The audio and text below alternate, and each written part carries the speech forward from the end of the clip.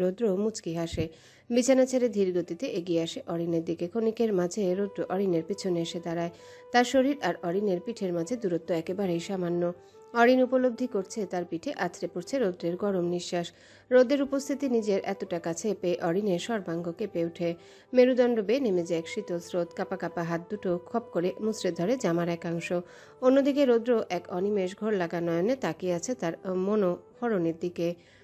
নিজেকে মনে মনে হাজারবার আটকাতে চেয়েও যেন আটকাতে পারছে না সে। মনের মধ্যে বারংবার হানা দিচ্ছে এক নিষিদ্ধ চাওয়া।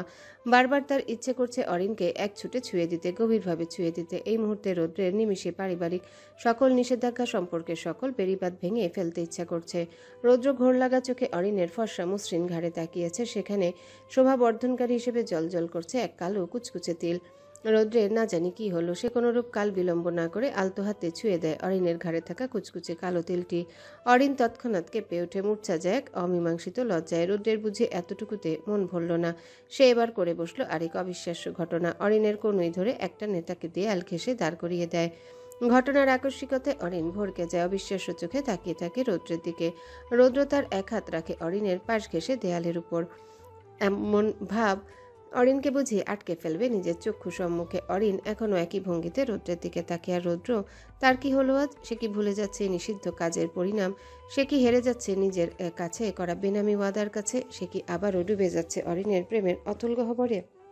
রৌদ্রের মস্তিষ্ক বুঝি থমকে গেছে এক জায়গায়। কোনো রকম ভালো খারাপ কিছুই যেন এই মুহূর্তে তার মনের মধ্যে প্রশ্ন তুলছে না।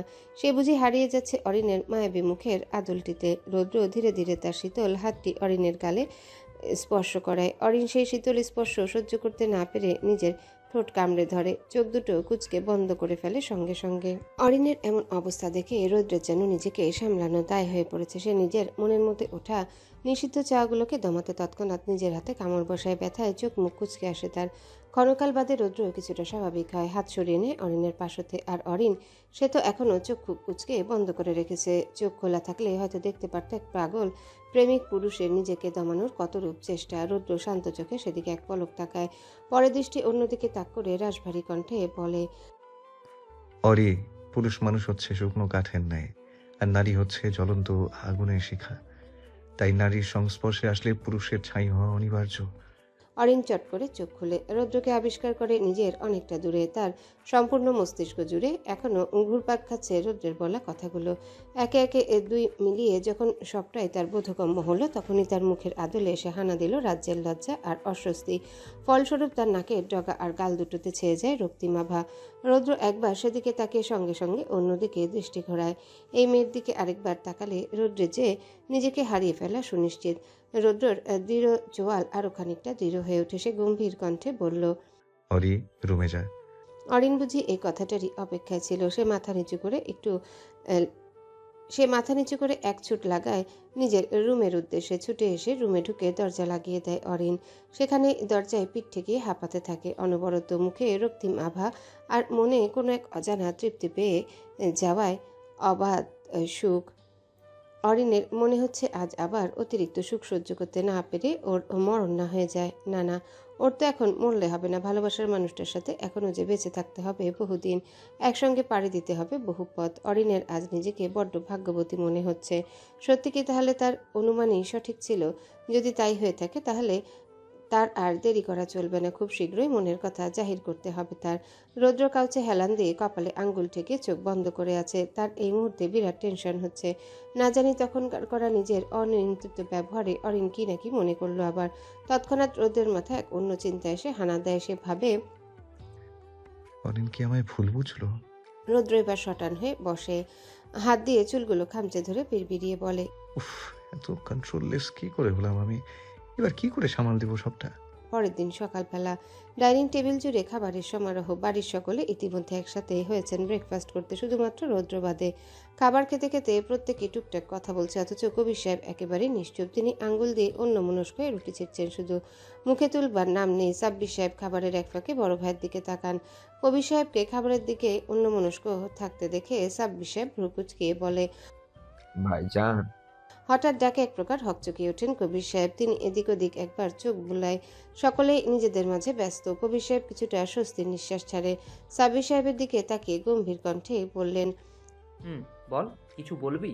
সাব্বির সাহেবের গুটানো ভ্রু আরো কিছুটা গুটিয়ে যায় কবির সাহেবের এমন হাবভাবে। তিনি এ কণ্ঠে স্বাভাবিকতা রেখে জিজ্ঞাসা করে, কি হয়েছে তোমার? তোমাকে এমন অন্যমনস্ক লাগছে যে? কবির সাহেব বুঝতে পারলেন ভাই তার অনেকক্ষণ যাবৎ হয়তো তাকে পরখ করে যাচ্ছে। তিনি প্রসঙ্গ এড়াতে কিছুটা গলা খাকারি দিয়ে বলেন, না, তেমন কিচ্ছু না। আসলে নতুন ডিলটা নিয়েই একটু চিন্তা করছিলাম আর কি। সাব্বির সাহেবের কেমন যেন বিশ্বাস হলো না তার বড় ভাইজানের কথা। তবুও তিনি মুখে কিছু বললেন না। মাথা ঝাঁকে আবারও খাওয়ায় মনোযোগ দিলেন।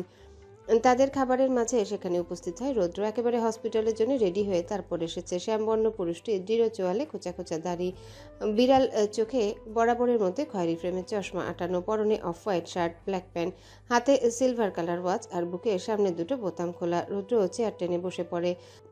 তার বরাবর সামনের চেয়ারে বসে তাকে পা থেকে মাথা অবধি খুঁটিয়ে খুঁটিয়ে দেখতে ব্যস্ত অরিন। ঠিক সেই মুহূর্তে রৌদ্র তার দিকে তাকালো। ফলে চোখাচোখি হয় দুজনার। অরিন আজার সঙ্গে সঙ্গে নিজের দৃষ্টি সরায় না। সে রৌদ্রের তাকানো দেখে মুচকি হেসে নিজের দৃষ্টি সরায়। এদিকে রৌদ্র অরিনের এহেন কার্যক্রমে ভ্রু কুঁচকায়।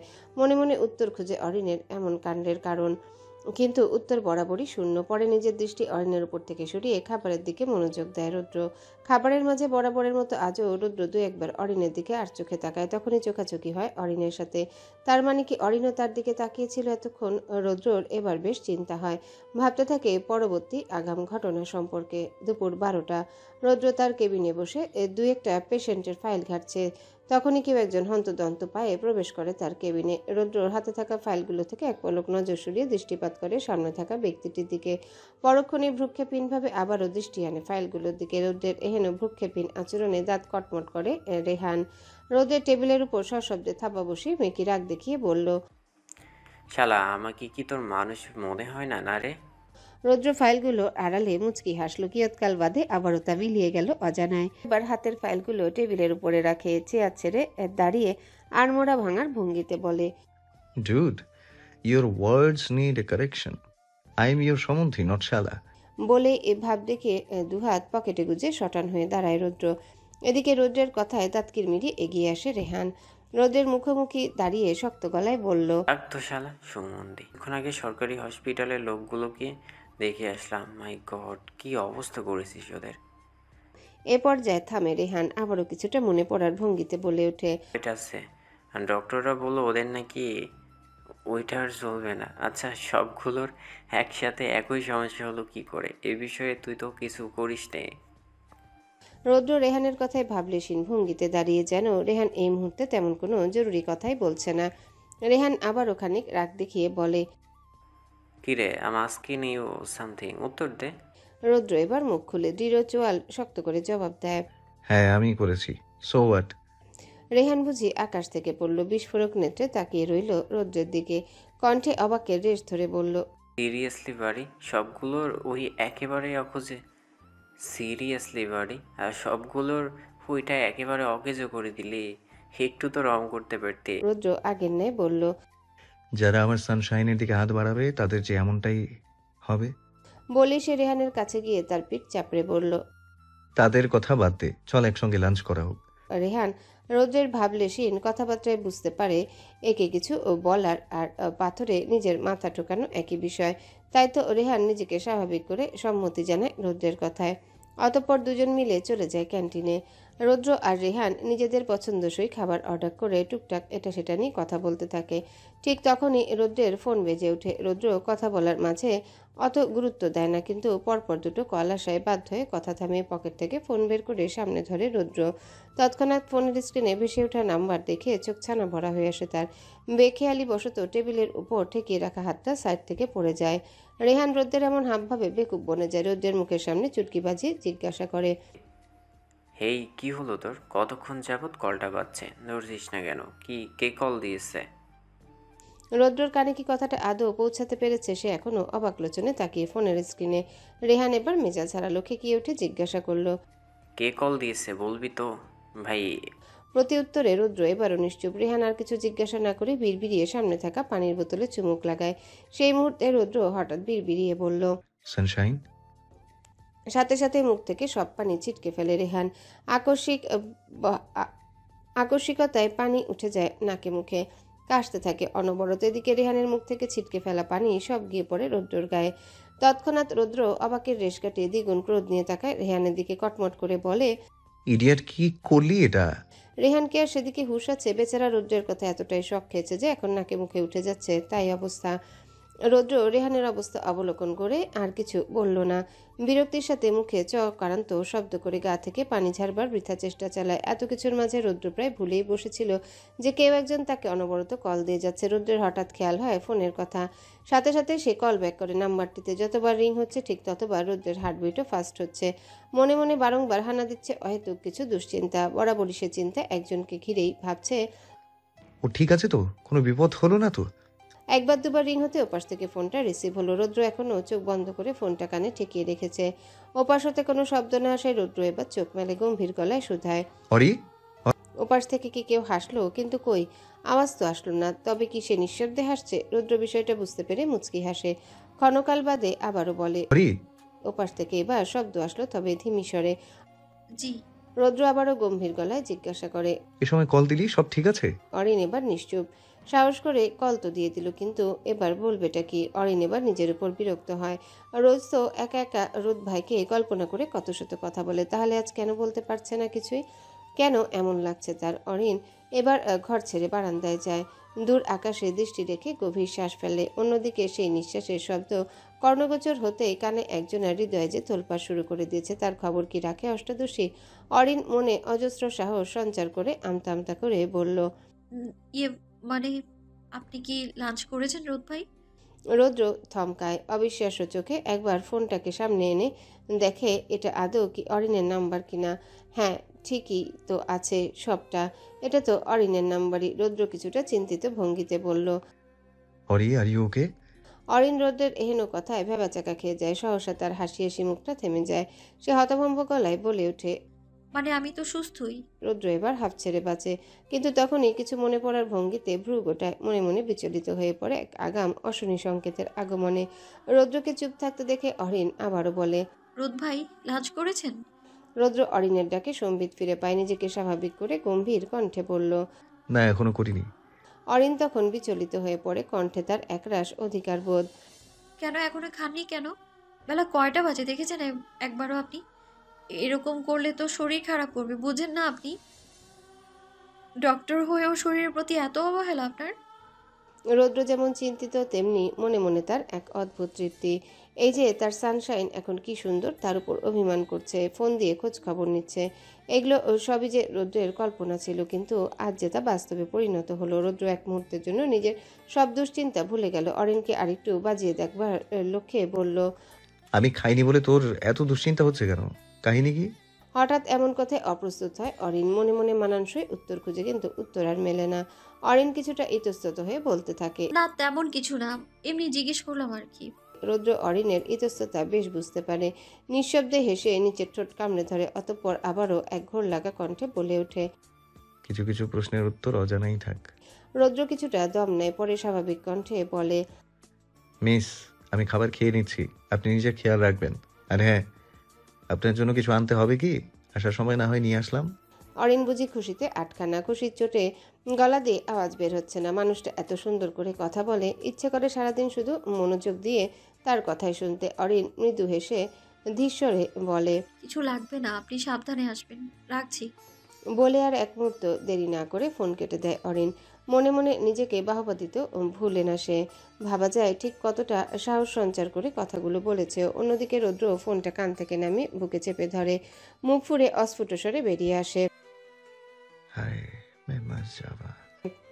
রেহান শান্ত চোখে পরোক্ষ করে রৌদ্রের কাণ্ড মুচকি হেসে স্বাভাবিক গলায় বলল, ভাই এতটুকুতে এই হাল, হাত হলে বাকিটা সামলাবি কিভাবে?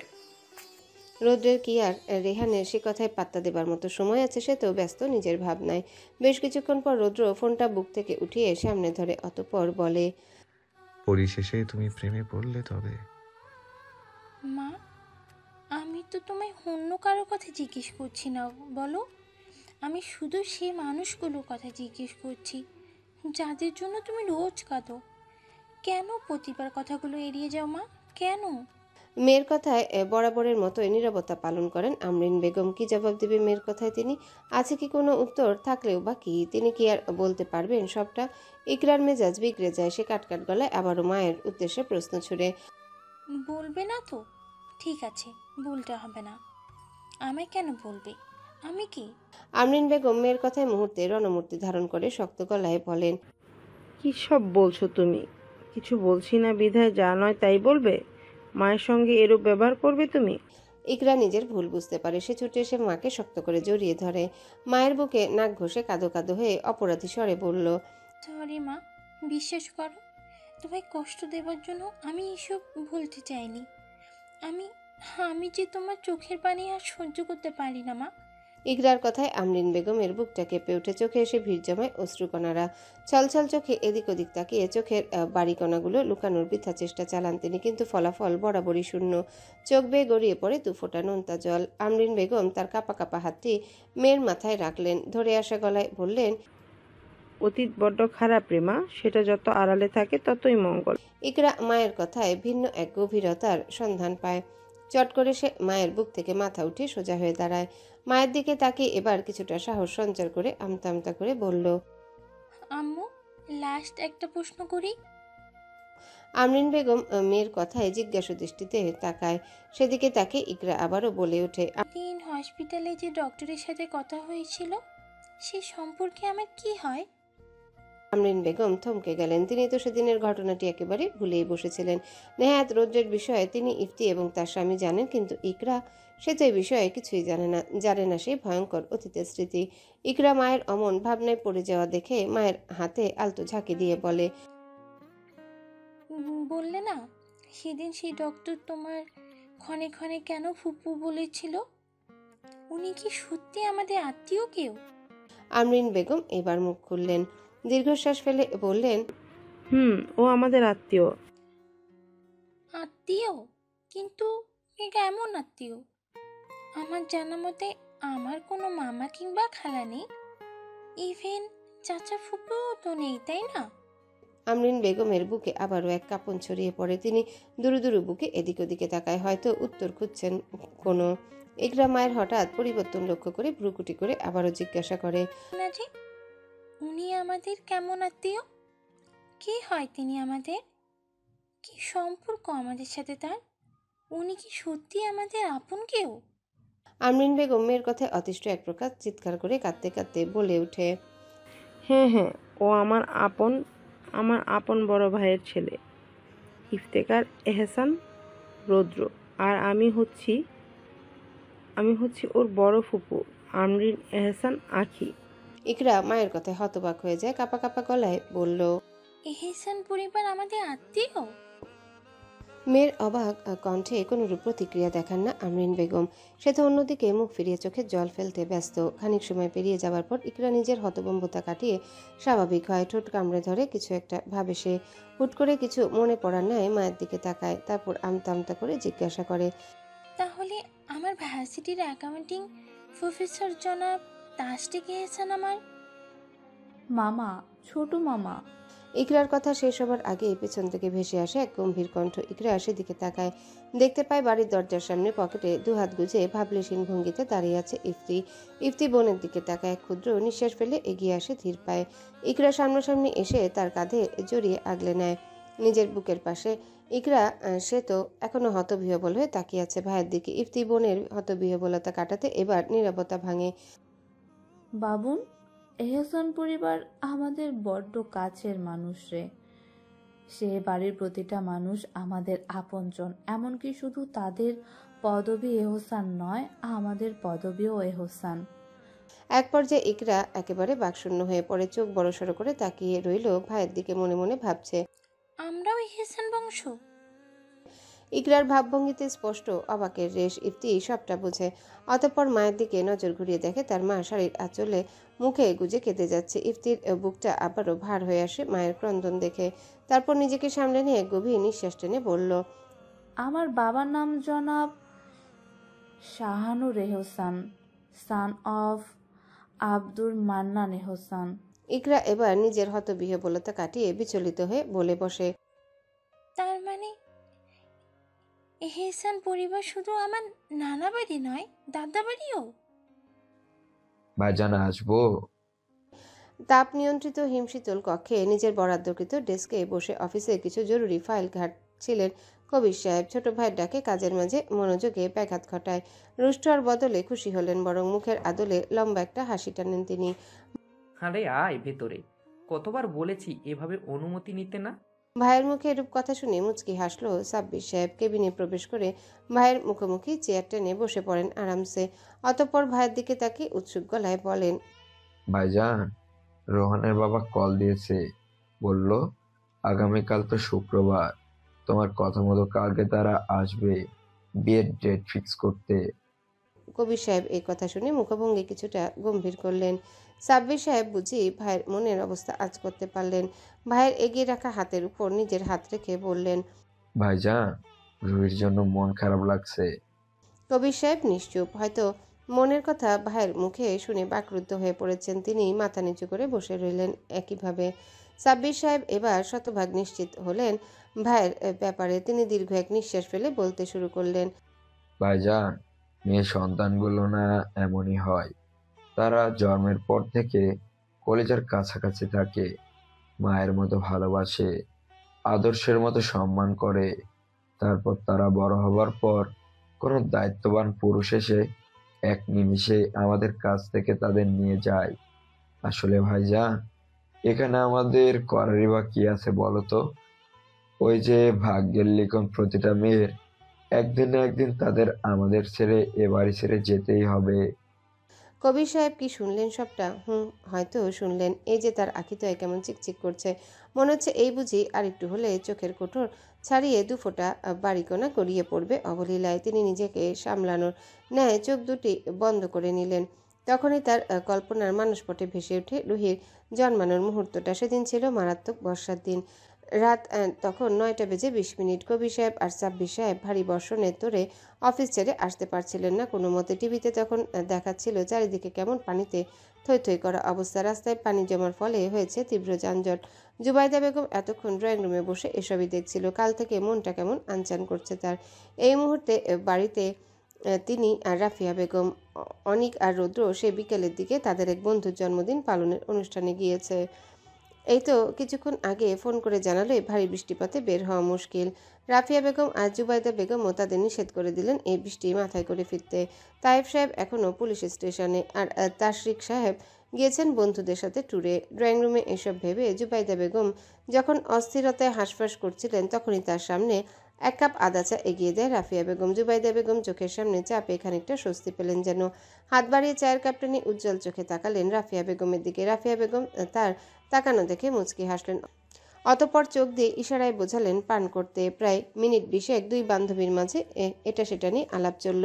ঠিক তখন এক বিকট শব্দ কানে এসে ঠেকলো দুজনার, আর সঙ্গে সঙ্গে বাড়ির লোডশেডিং হলো। রাফিয়া বেগম বুঝলেন হয়তো পাশেই কোথাও ট্রান্সমিটার বাস্ট হয়েছে। তিনি এবার কিছুটা চিন্তায় পড়ে গেলেন। একে তো জুবাইদা বেগমের লাস্ট ট্রাইমেস্টার চলছে, যে কোনো সময় কিছু একটা ঘটতে পারে। তার উপর এখন বাড়িতে একা তারা। আর সবচেয়ে বড় ব্যাপার হচ্ছে এই মুহূর্তে বিদ্যুৎও চলে গেল। রাফিয়া বেগম মনে মনে আল্লাহকে ডাকলেন। পাশ থেকে ফোনটা খুঁজে টর্চ অন করে জুবাইদা বেগমের দিকে তাকিয়ে বললেন, জবা বোন আমার, তুই একটু বস এখানে, আমি জেনারেটরটা চালু হচ্ছে না কেন দেখে আসছি। জুবাইদা বেগম রাফিয়া বেগমের কথা শেষ হবার আগে তার হাতটা খপ করে ধরে ফেললেন। ভীত সন্ত্রস্ত হয়ে বললেন, যাস না রাফু, আমার ভয় হচ্ছে। রাফিয়া বেগমের বুকটা কেঁপে ওঠে তৎক্ষণাৎ। তিনি জুবাইদা বেগমের মাথায় হাত বুলিয়ে আলতো করে বললেন, বোন একটু থাক এখানে, আমি এই যাব আর আসবো।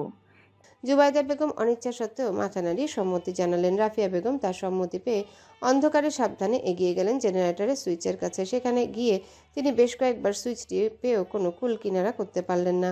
বুঝলেন হয়তো কোনো সমস্যা হয়েছে। মনে মনে তিনি ইচ্ছে মতো ঝাড়লেন স্বামীকে।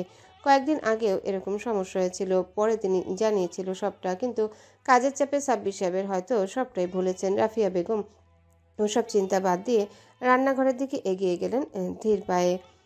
উদ্দেশ্য মোম নিয়ে আসা। অন্তত এই অন্ধকারটা না হয় মোমের আলোয় কাটুক। ট্রান্সমিটার জ্বলে গিয়েছে, না জানি কখন কারেন্ট আসে। অন্যদিকে জুবাইদা বেগম ক্ষণে ক্ষণে শুকনো ঢোক গিলছে। আজ হঠাৎ তার এমন ভয় করছে কেন? কই, তিনি তো এমন ভীতু না।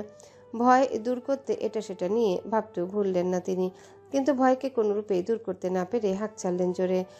রাফু, কই তুই? এদিকে আয় না তাড়াতাড়ি।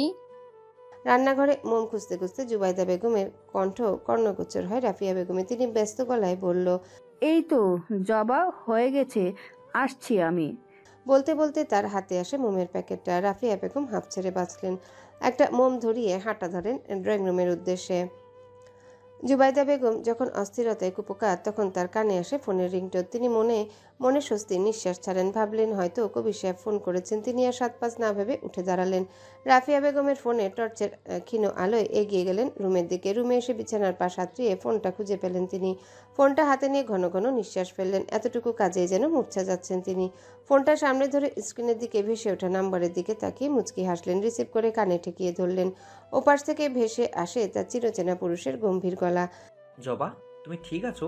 বাড়িতে কি কেউ ফেরেনি এখনো? জুবাইদা বেগম স্বামীর কণ্ঠে স্পষ্ট চিন্তার রেশ পেলেন। তিনি মৃদু হেসে বললেন,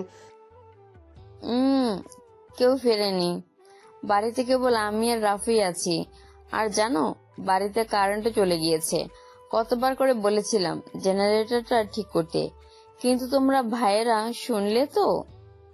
জুবাইদা বেগমের কথায় আরো বিচলিত হয়ে পড়লেন কবির সাহেব। কপালে দৃশ্যমান হয় ২-৩টা চিন্তার ভাঁজ।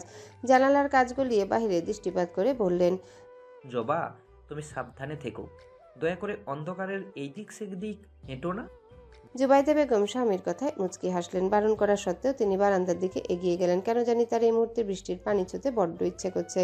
তাই যেই ভাবা সেই কাজ, এগিয়ে গেলেন বারান্দার দিকে। অথচ একবারও ভাবলেন না এর ভয়ঙ্কর পরিণতি সম্পর্কে। জুবাইদা বেগম হাসি হাসি কণ্ঠে বলতে লাগলেন, আরে তুমি শুধু শুধুই চিন্তা করছো।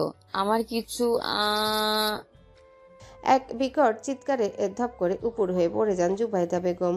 বারান্দার বাহির থেকে আসা পানির ছিটায় ভরপুর। সেখানে এক পা এগোতে পা পিছলে পড়ে যান তিনি। স্ত্রীর এমন চিৎকারে দেহ থেকে আত্মা বের হয়ে যাবার উপক্রম কবির সাহেবের।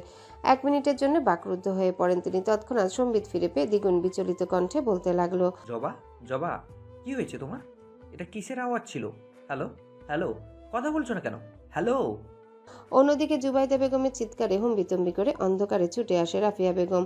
দৌড়ে আসতে গিয়ে টেবিলের হ্যান্ডেলে পা লেগে গিয়ে উল্টে পড়েন তিনিও। তবুও নিজের ব্যথাকে দূরছাই করে খুঁড়িয়ে খুঁড়িয়ে চলে আসেন জুবাইদা বেগমের দিকে। জুবাইদা বেগমকে এভাবে পড়ে গিয়ে কাতরাতে দেখে কেঁপে ওঠেন তিনি। ব্যস্ত হাতে জুবাইদা বেগমকে সোজা করে তার গালে আলতো হাত রেখে বলতে লাগলেন, জবা, জবা, ব্যথা হচ্ছে খুব। বোন আমার খুব কষ্ট হচ্ছে। জুবাইদা বেগমের অত শত বোঝার বা শোনার অবস্থা আছে? তিনি তো ব্যথায় কাতরাতে লাগলেন। ও মা, মরে যাচ্ছি রাফু। উফ, বড্ড কষ্ট হচ্ছে পেটে। আল্লাহ। রাফিয়া বেগম কি করবেন বুঝতে পারছেন না। তিনি এদিক ওদিক তাকিয়ে ফোনটা ফ্লোরে পড়ে থাকা অবস্থায় পেলেন। তৎক্ষণাৎ সেটা হাতে নিয়ে কল লাগালেন কবির সাহেবের নাম্বারে। কিন্তু একই কল ঢুকছে না কেন? রাফিয়া বেগম একবার দুবার পরপর কয়েকবার চেষ্টা লাগালেন, কিন্তু ফলাফল বরাবরই শূন্য। পরে তিনি ফোনটা খেয়াল করে দেখলেন নেটওয়ার্ক নেই। এই পর্যায়ে তারও পাগল প্রায় অবস্থা। কি করবেন এখন তিনি? রাফিয়া বেগম জুবাইদা বেগমের গালে হালকা চাপড় দিয়ে বললেন, বোন, একটু ধৈর্য ধর, একটু, আমি দেখছি তোকে। বলে তিনি ফোনে টর্চ ধরিয়ে জুবাইদা বেগমের দিকে তাক করলেন। সাথে সাথে আতকে ওঠেন তিনি। আতকে ওঠার দরুন ফোনটা হাত থেকে পড়ে যায়। জুবাইদা বেগমের রক্তে সারা ফ্লোর রঞ্জিত। রাফিয়া বেগম বুঝলেন, এখন যে করেও হোক জবাকে হসপিটালে নিতেই হবে, না হলে ওর কোনো বড় সড়ো ক্ষতি হতে পারে। রাফিয়া বেগম তৎক্ষণাৎ ছুটে গেলেন বাড়ির বাইরে। সঙ্গে সঙ্গে বৃষ্টিতে ভিজে একাকার তিনি। তবুও সেদিকে কোনো ভ্রুক্ষেপ না করে রাস্তায় নেমে পড়লেন গাড়ি খোঁজার উদ্দেশ্যে। কিন্তু বহু খুঁজেও কোথাও একটা গাড়িও পান না। রাফিয়া বেগম সেখানে চিৎকার দিয়ে কেঁদে ওঠেন। আকাশের দিকে মুখ করে তাকিয়ে কাঁদতে কাঁদতে বললেন, আল্লাহ সহায় হোক, আমার বোনটাকে বাঁচাও। আজ ওর কিছু হয়ে গেলে যে নিজেকে কোনোদিন মাফ করতে পারবো না আমি। বলেই দুহাতে মুখ ঢেকে আবারও কাঁদতে লাগলেন। ঠিক তখনই তার পেছন থেকে হর্ন বাজানোর শব্দ আসে। তিনি সাথে সাথে পেছনে তাকায়। দ্রুত হাতে থামায় সিএনজিটাকে, কিন্তু আফসোস সিএনজিটা পুরোটাই ফুল। রাফিয়া বেগম সেদিকে চেয়ে আশাহত হলেন। নিজেকে সামলাতে না পেরে আবারও ফোঁপাতে লাগলেন।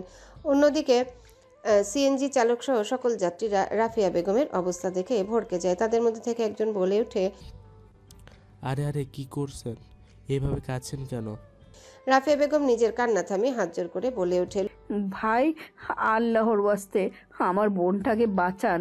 ও প্রেগনেন্ট, ওকে ইমার্জেন্সি হসপিটালে নিতে হবে, না হলে ওর অথবা ওর বাচ্চার খুব ক্ষতি হতে পারে। লোকগুলো তার কথা শোনা মাত্রই তৎক্ষণাৎ গাড়ি থেকে নেমে পড়ে। তারপর চিন্তিত হয়ে বলতে থাকে, আপা আপনি তাড়াতাড়ি রোগীকে নিয়ে হসপিটালে যান, আমাদের এত তাড়া নেই। আমরা পরে অন্য সিএনজি দিয়ে চলে যাব আমাদের গন্তব্যস্থলে। বলে লোকগুলো পাশ দিয়ে চলে যাবে। অমন সময় রাফিয়া বেগম তাদের থামায়। ভাই, আর একটু উপকার করুন, আমার বোনটাকে একটু গাড়ি অবধি নিয়ে আসতে সাহায্য করুন। লোকগুলো তার এক কথায় সায় দেয়। রাফিয়া বেগমের সাথে চলে আসে বাড়ির ভেতরে। অতঃপর ফ্লোরে পড়ে গোঙাতে থাকা জুবাইদা বেগমকে ধরাধরি করে নিয়ে যায় সিএনজির কাছে।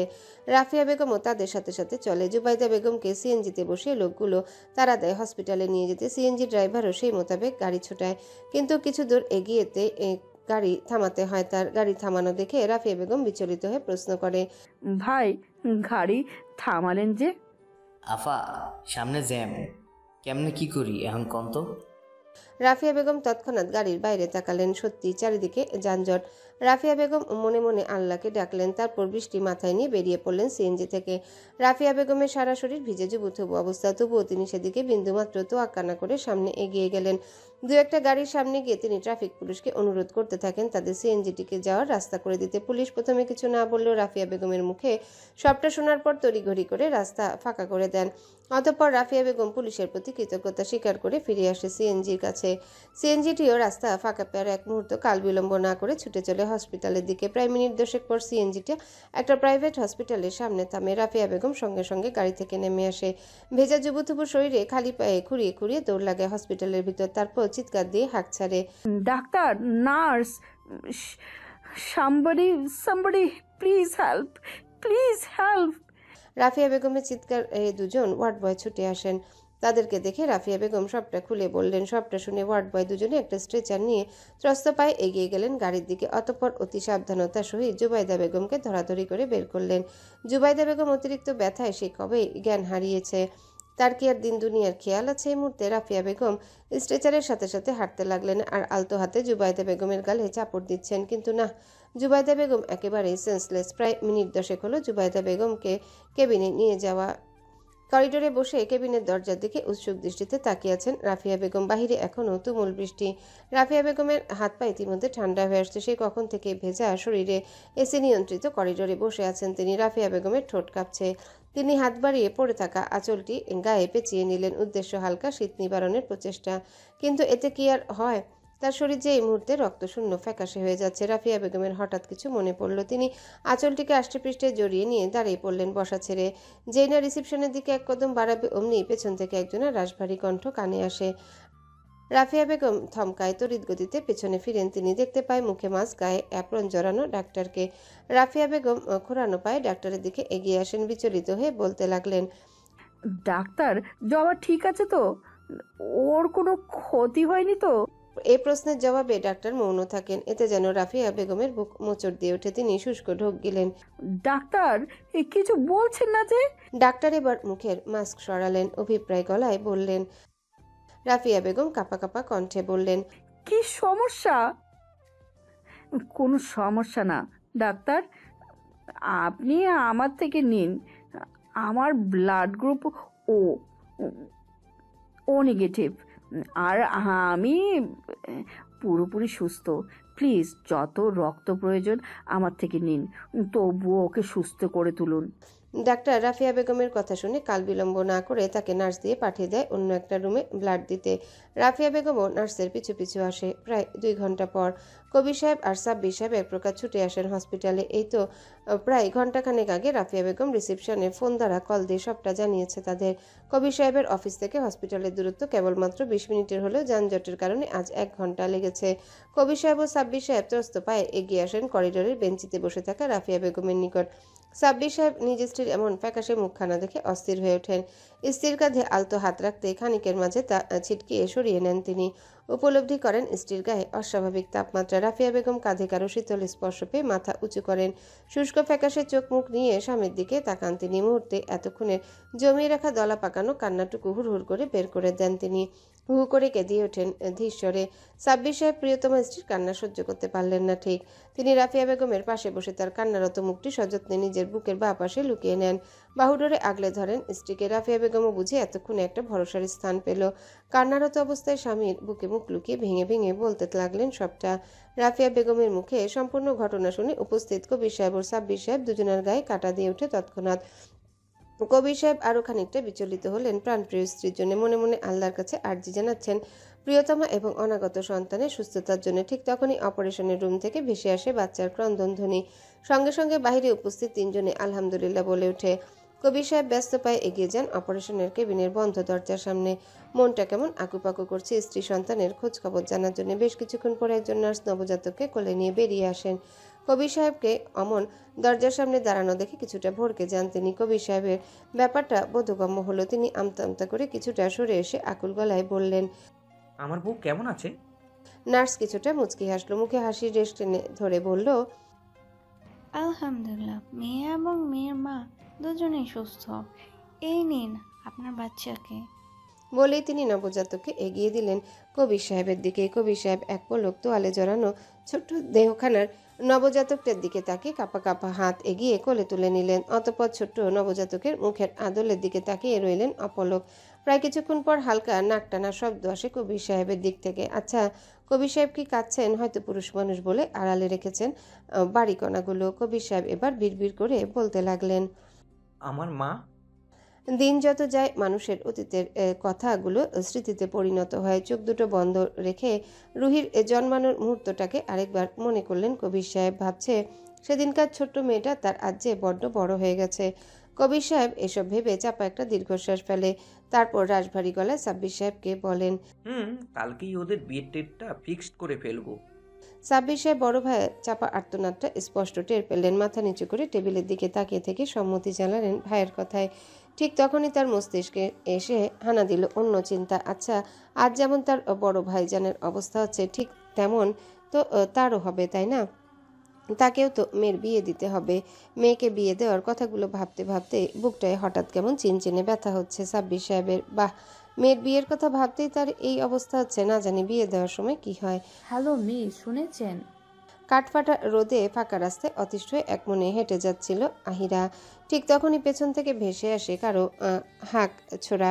বিরক্তিতে নাক মুখ কুচকে আসে তার। একবার তার ইচ্ছে করলো মোটেও পেছনে ফিরবে না, কিন্তু পরক্ষণে ভাবলো তখন না আবার কেউ তার ম্যানার্স নিয়ে প্রশ্ন উঠিয়ে বসে। তাই তো ভ্রুজোড়া কুচকিয়ে পেছনে ফিরে এসে দেখতে পায় অদূরে দাঁড়িয়ে থাকা সেদিনের রেস্টুরেন্টে দেখা হওয়া ছেলেটিকে। ইফতিকে দেখা মাত্রই আহিরার কুচকানো ভ্রু আরেকটু কুচকে যায়। মুখভঙ্গি আগের ন্যায় রেখে নিজের কাঁধের ব্যাগটিকে ঠিক করে দুহাত ভাঁজ করে ভাবলেশীন ভঙ্গিতে দাঁড়িয়ে খেকিয়ে ওঠে, হোয়াট? এভাবে পিছু ডাকছেন কেন? আজব। ইফতি আহিরার দিকে সরু চোখে তাকিয়ে এগিয়ে আসে। প্রায় অনেকটাই কাছাকাছি এসে দাঁড়ায়। ইফতিকে এতটা কাছে আসতে দেখে আহিরা আরো দু কদম পিছিয়ে যায়। মেজাজ হারিয়ে খেকিয়ে ওঠে আবারও, কাছে আস্তে আস্তে কি এখন কোলে চড়বেন? ইফতির সঙ্গে সঙ্গে থতমত খায়। হতবিহ্বল হয়ে দাঁড়িয়ে রইল কিয়ৎকাল। অপ্রস্তুত হয়ে নিজেকে শুধরে নেবার ভঙ্গিতে বলল, এই যে হ্যালো, ছি ছি, কী সব বলছেন? আমি আপনার কোলে উঠতে যাব কেন? তাছাড়া আপনার মতো পাটকাঠির ন্যায় বাচ্চা মানুষকে কখনোই আমাকে কোলে নিতে পারবে না। এবার আহিয়ার মেজাজ পৌঁছে যায় শব্দ আসমানে। একে তো মাথার উপর কাঠফাটা রোদ, তার উপর এই অদ্ভুত লোকটার উদ্ভট কথাবার্তা, সবটাই মিলেমিশে আহিরার মেজাজ বিগড়ে ফেলতে যথেষ্ট। আহিরা ইফতির দিকে কটমট দৃষ্টি নিক্ষেপ করে। এই মিয়া, কাকে কি বলছেন আপনি? আমি বাচ্চা? Like seriously? আমি ইন্টার সেকেন্ড ইয়ারে পড়ছি, ওকে? সো সেই তুলনায় আমি মোটেও বাচ্চা নই। ইফতি যেন বেশ মজা পেল আহিরার কথায়। না চাইতেও তার ঠোঁট ফুঁড়ে এক চমৎকার হাসি বেরিয়ে, হাসির তোড়ে দেখা মিলে লুকিয়ে থাকা গজদন্ত। আহিরা বিরক্ত চোখে তাকায় সে হাসির দিকে, কিন্তু তৎক্ষণাৎ তার সকল বিরক্তি বুঝি হাওয়ায় মিলিয়ে গেল। সে অনিমেষ চোখে তাকিয়ে রইল সেই চমৎকার হাসির পানে। আহিরা খেয়াল করলো ইফতিকে, একটু গভীর চোখে খেয়াল করলো আজকে। ছেলেটা হাসলে কেমন তার চোখ দুটো হাসে, দৃঢ় চোয়াল, লম্বা থুতনি, থুতনির গোড়ায় শোভা পাচ্ছে একগোছা দাড়ি। সহজ ভাষায় আহিরা যেটাকে ছাগল দাড়ি বলে সম্বোধন করে, কথাটা ভেবে মনে মনে হাসল সে। আবারও দৃষ্টি আনে ইফতির দিকে। ছেলেটা বেশ লম্বা, কিন্তু এতটাও স্বাস্থ্যবান না। এই তো ছিমছাম গড়নের। ইফতিকে পা থেকে মাথা অবধি একবার অবলোকন করে মনে মনে আহিরা বলেই বসলো, যতটা বিরক্তকর তার হাসিটা ঠিক ততটাই মনোমুগ্ধকর। আহিরা আরো কিছুক্ষণ তাকিয়ে রয় ইফতির দিকে। ঠিক তখনই ইফতির কানে আসে এক অনাকাঙ্ক্ষিত সম্ভাষণ। আপনি সঙ্গে সঙ্গে হাসি থেমে যায় ইফতির। সে হাসি থামিয়ে চোখ ছোট ছোট করে তাকায় আহিরার পানে। এদিকে নিজের ভাবনা এতটাই বিভোর হয়ে পড়ল আহিরা যে কখন তার অজান্তেই মুখ দিয়ে বেরিয়ে আসলো এক অনাকাঙ্ক্ষিত সম্ভাষণ। সে টের অবধি পেল না। ইফতির এমন তাকানোতে ভড়কে যায় আহিরা। তখনই অপ্রস্তুত হয় নিজের করা বোকামির জন্যে। মনে মনে ইতিমধ্যে 100 গালাগাল দিয়ে ফেলেছে নিজেকেও। কিন্তু এতে আর কি বা হবে? যা বলার তা তো বলেই দিয়েছে। ইফতি সরু চোখে আহিয়ার কানের কাছে মুখ নিয়ে আসে, তারপর ফিসফিস করে বলতে থাকে, ব্যাপার কি মিস, এভাবে তাকিয়েছিলেন যে? প্রেমে পড়লেন নাকি? ইফতির কথায় থতমত খেয়ে যায় আহিরা। দৃষ্টি হয় এলোমেলো, ফাঁকা ঢোক গিলে আমতা আমতা করে। কী সব যাতা বলছেন? আমি কেন আপনার প্রেমে পড়তে যাব? ইফতি নীরের দৃষ্টিতে তাকিয়ে রইল আহিয়ার পানে। ঘামে ভেজা কপালে লেপটে থাকা চুলগুলো এই মুহূর্তে বড্ড মোহনীয় ঠেকছে তার কাছে। ইফতি নিজেকে স্বাভাবিক করে গলায় কৌতুকের রেশ টেনে বলল, কেন পড়তে যাবেন তা তো জানি না, কিন্তু এটা জানি যে এভাবে পলকহীন চোখে তাকিয়ে থাকলে যে কোনো সময় প্রেমে পড়বেন। এটা নিতান্তই আপনার ভুল ধারণা মিস্টার। আহিরা এহসান এত সহজে কারো প্রেমে পড়বে না। এ পর্যায়ে ইফতি বাঁকা হাসে, ঠোঁট কামড়ে ধরে কিছু একটা ভাবার নেয় বলে ওঠে, অনেকক্ষণ আগেই কে যেন বলেছিল আমার হাসি নাকি চমৎকার, তা সেটা কেউ ঘুরে পড়ে বলেছিল।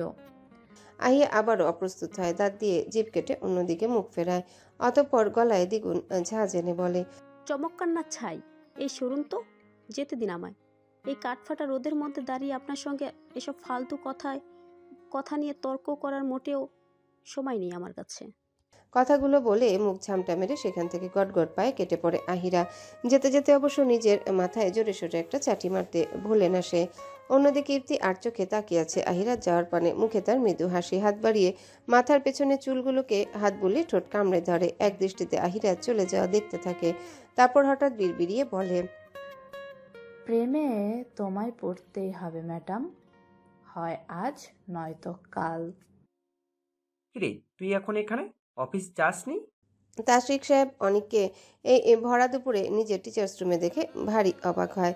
তিনি নিজের আসন ছেড়ে উঠে আসে অনিকের সন্নিকটে। অনিককে নিয়ে টিচার্স রুমের বাইরে চলে আসে। অতঃপর উদ্বিগ্ন হয়ে জিজ্ঞাসা করে, কিরে, কথা বলবি তো? হঠাৎ আমার ভার্সিটিতে কেন? অনিক এবার নীরবতা ভেঙে স্বাভাবিক গলায় বলল, না, তেমন কোনো কারণ নেই। আসলে আমার আজকে শরীরটা তেমন ভালো ঠেকছে না বলে হাফ ডে করে ছুটি নিয়েছি। আর রইল বাকি এখানে আসার, তাহলে বলবো কিছু একটা দরকার ছিল তাই। অনিকের কথা শেষ হবার আগে তাশরিক সাহেব তাকে থামিয়ে নিজে বলতে শুরু করেন, কি দরকার বল আমায়, আমিও তোকে হেল্প করি।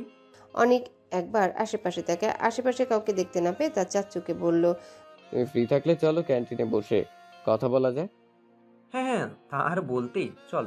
বলেই দুজন হাঁটা ধরে ক্যান্টিনের উদ্দেশ্যে। বলা বাহুল্য তাশরিক সাহেব রুদ্র আর অনিকের সাথে যথেষ্ট ফ্রি। তিনি তাদের চাচ্চু কম বন্ধু হবার চেষ্টায় থাকেন বেশি। রুদ্র আর অনিকও তাই। তাশরিক সাহেবের সাথে এমন অনেক কিছুই তারা শেয়ার করে যেটা আর কারোর সাথে অতটা সহজে শেয়ার করা যায় না। ক্যান্টিনে এসে 2 কাপ কফি অর্ডার দিয়ে খোশ মেজাজে চেয়ার টেনে বসে পড়েন দুজনে। পর মুহূর্তে শোনা যায় তাশরিক সাহেবের কৌতূহলী কণ্ঠ, কিরে, এবার তো বল কথাটা কি? অনেক একটা শুষ্ক ঢোক গিলে মনে মনে হাজারো কথা সাজাচ্ছে ছেলেটা, অথচ দেখো মুখ ফুটে একটা শব্দ কেমন বেরোচ্ছে না। কিয়ৎক্ষণ বাদে অনেক জীব দ্বারা তার শুষ্ক ঠোঁট ভিজিয়ে বলতে শুরু করে, আসলে আমি। অনেক এবার লম্বা একটা নিঃশ্বাস নেয়। মনে মনে কনফিডেন্স জমিয়ে তাশরিক সাহেবের চোখে চোখ রাখে, তারপর বলে, আমি একটা মেয়েকে খুঁজছি তোমার ভার্সিটির, and I think I am in love with her. অনেক খেয়াল করলো তাশরিক সাহেব কেমন হাঁ করে তাকিয়েছেন তার দিকে, চোখের পাতাটাও পলকহীন। এরকম অবস্থা দেখে অনেকের হৃদয় কুঁচকে আসে। সে খানিকটা চাপা স্বরে বলল, কি ব্যাপার?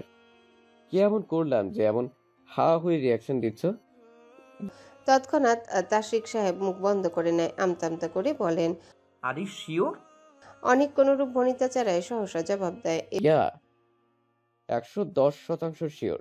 এবার বুঝি কথাটা বিশ্বাসযোগ্য মনে হলো তাশরিক সাহেবের কাছে। তিনি অনেকের উপর থেকে দৃষ্টি সরিয়ে অন্যদিকে মুখ ঘোরান।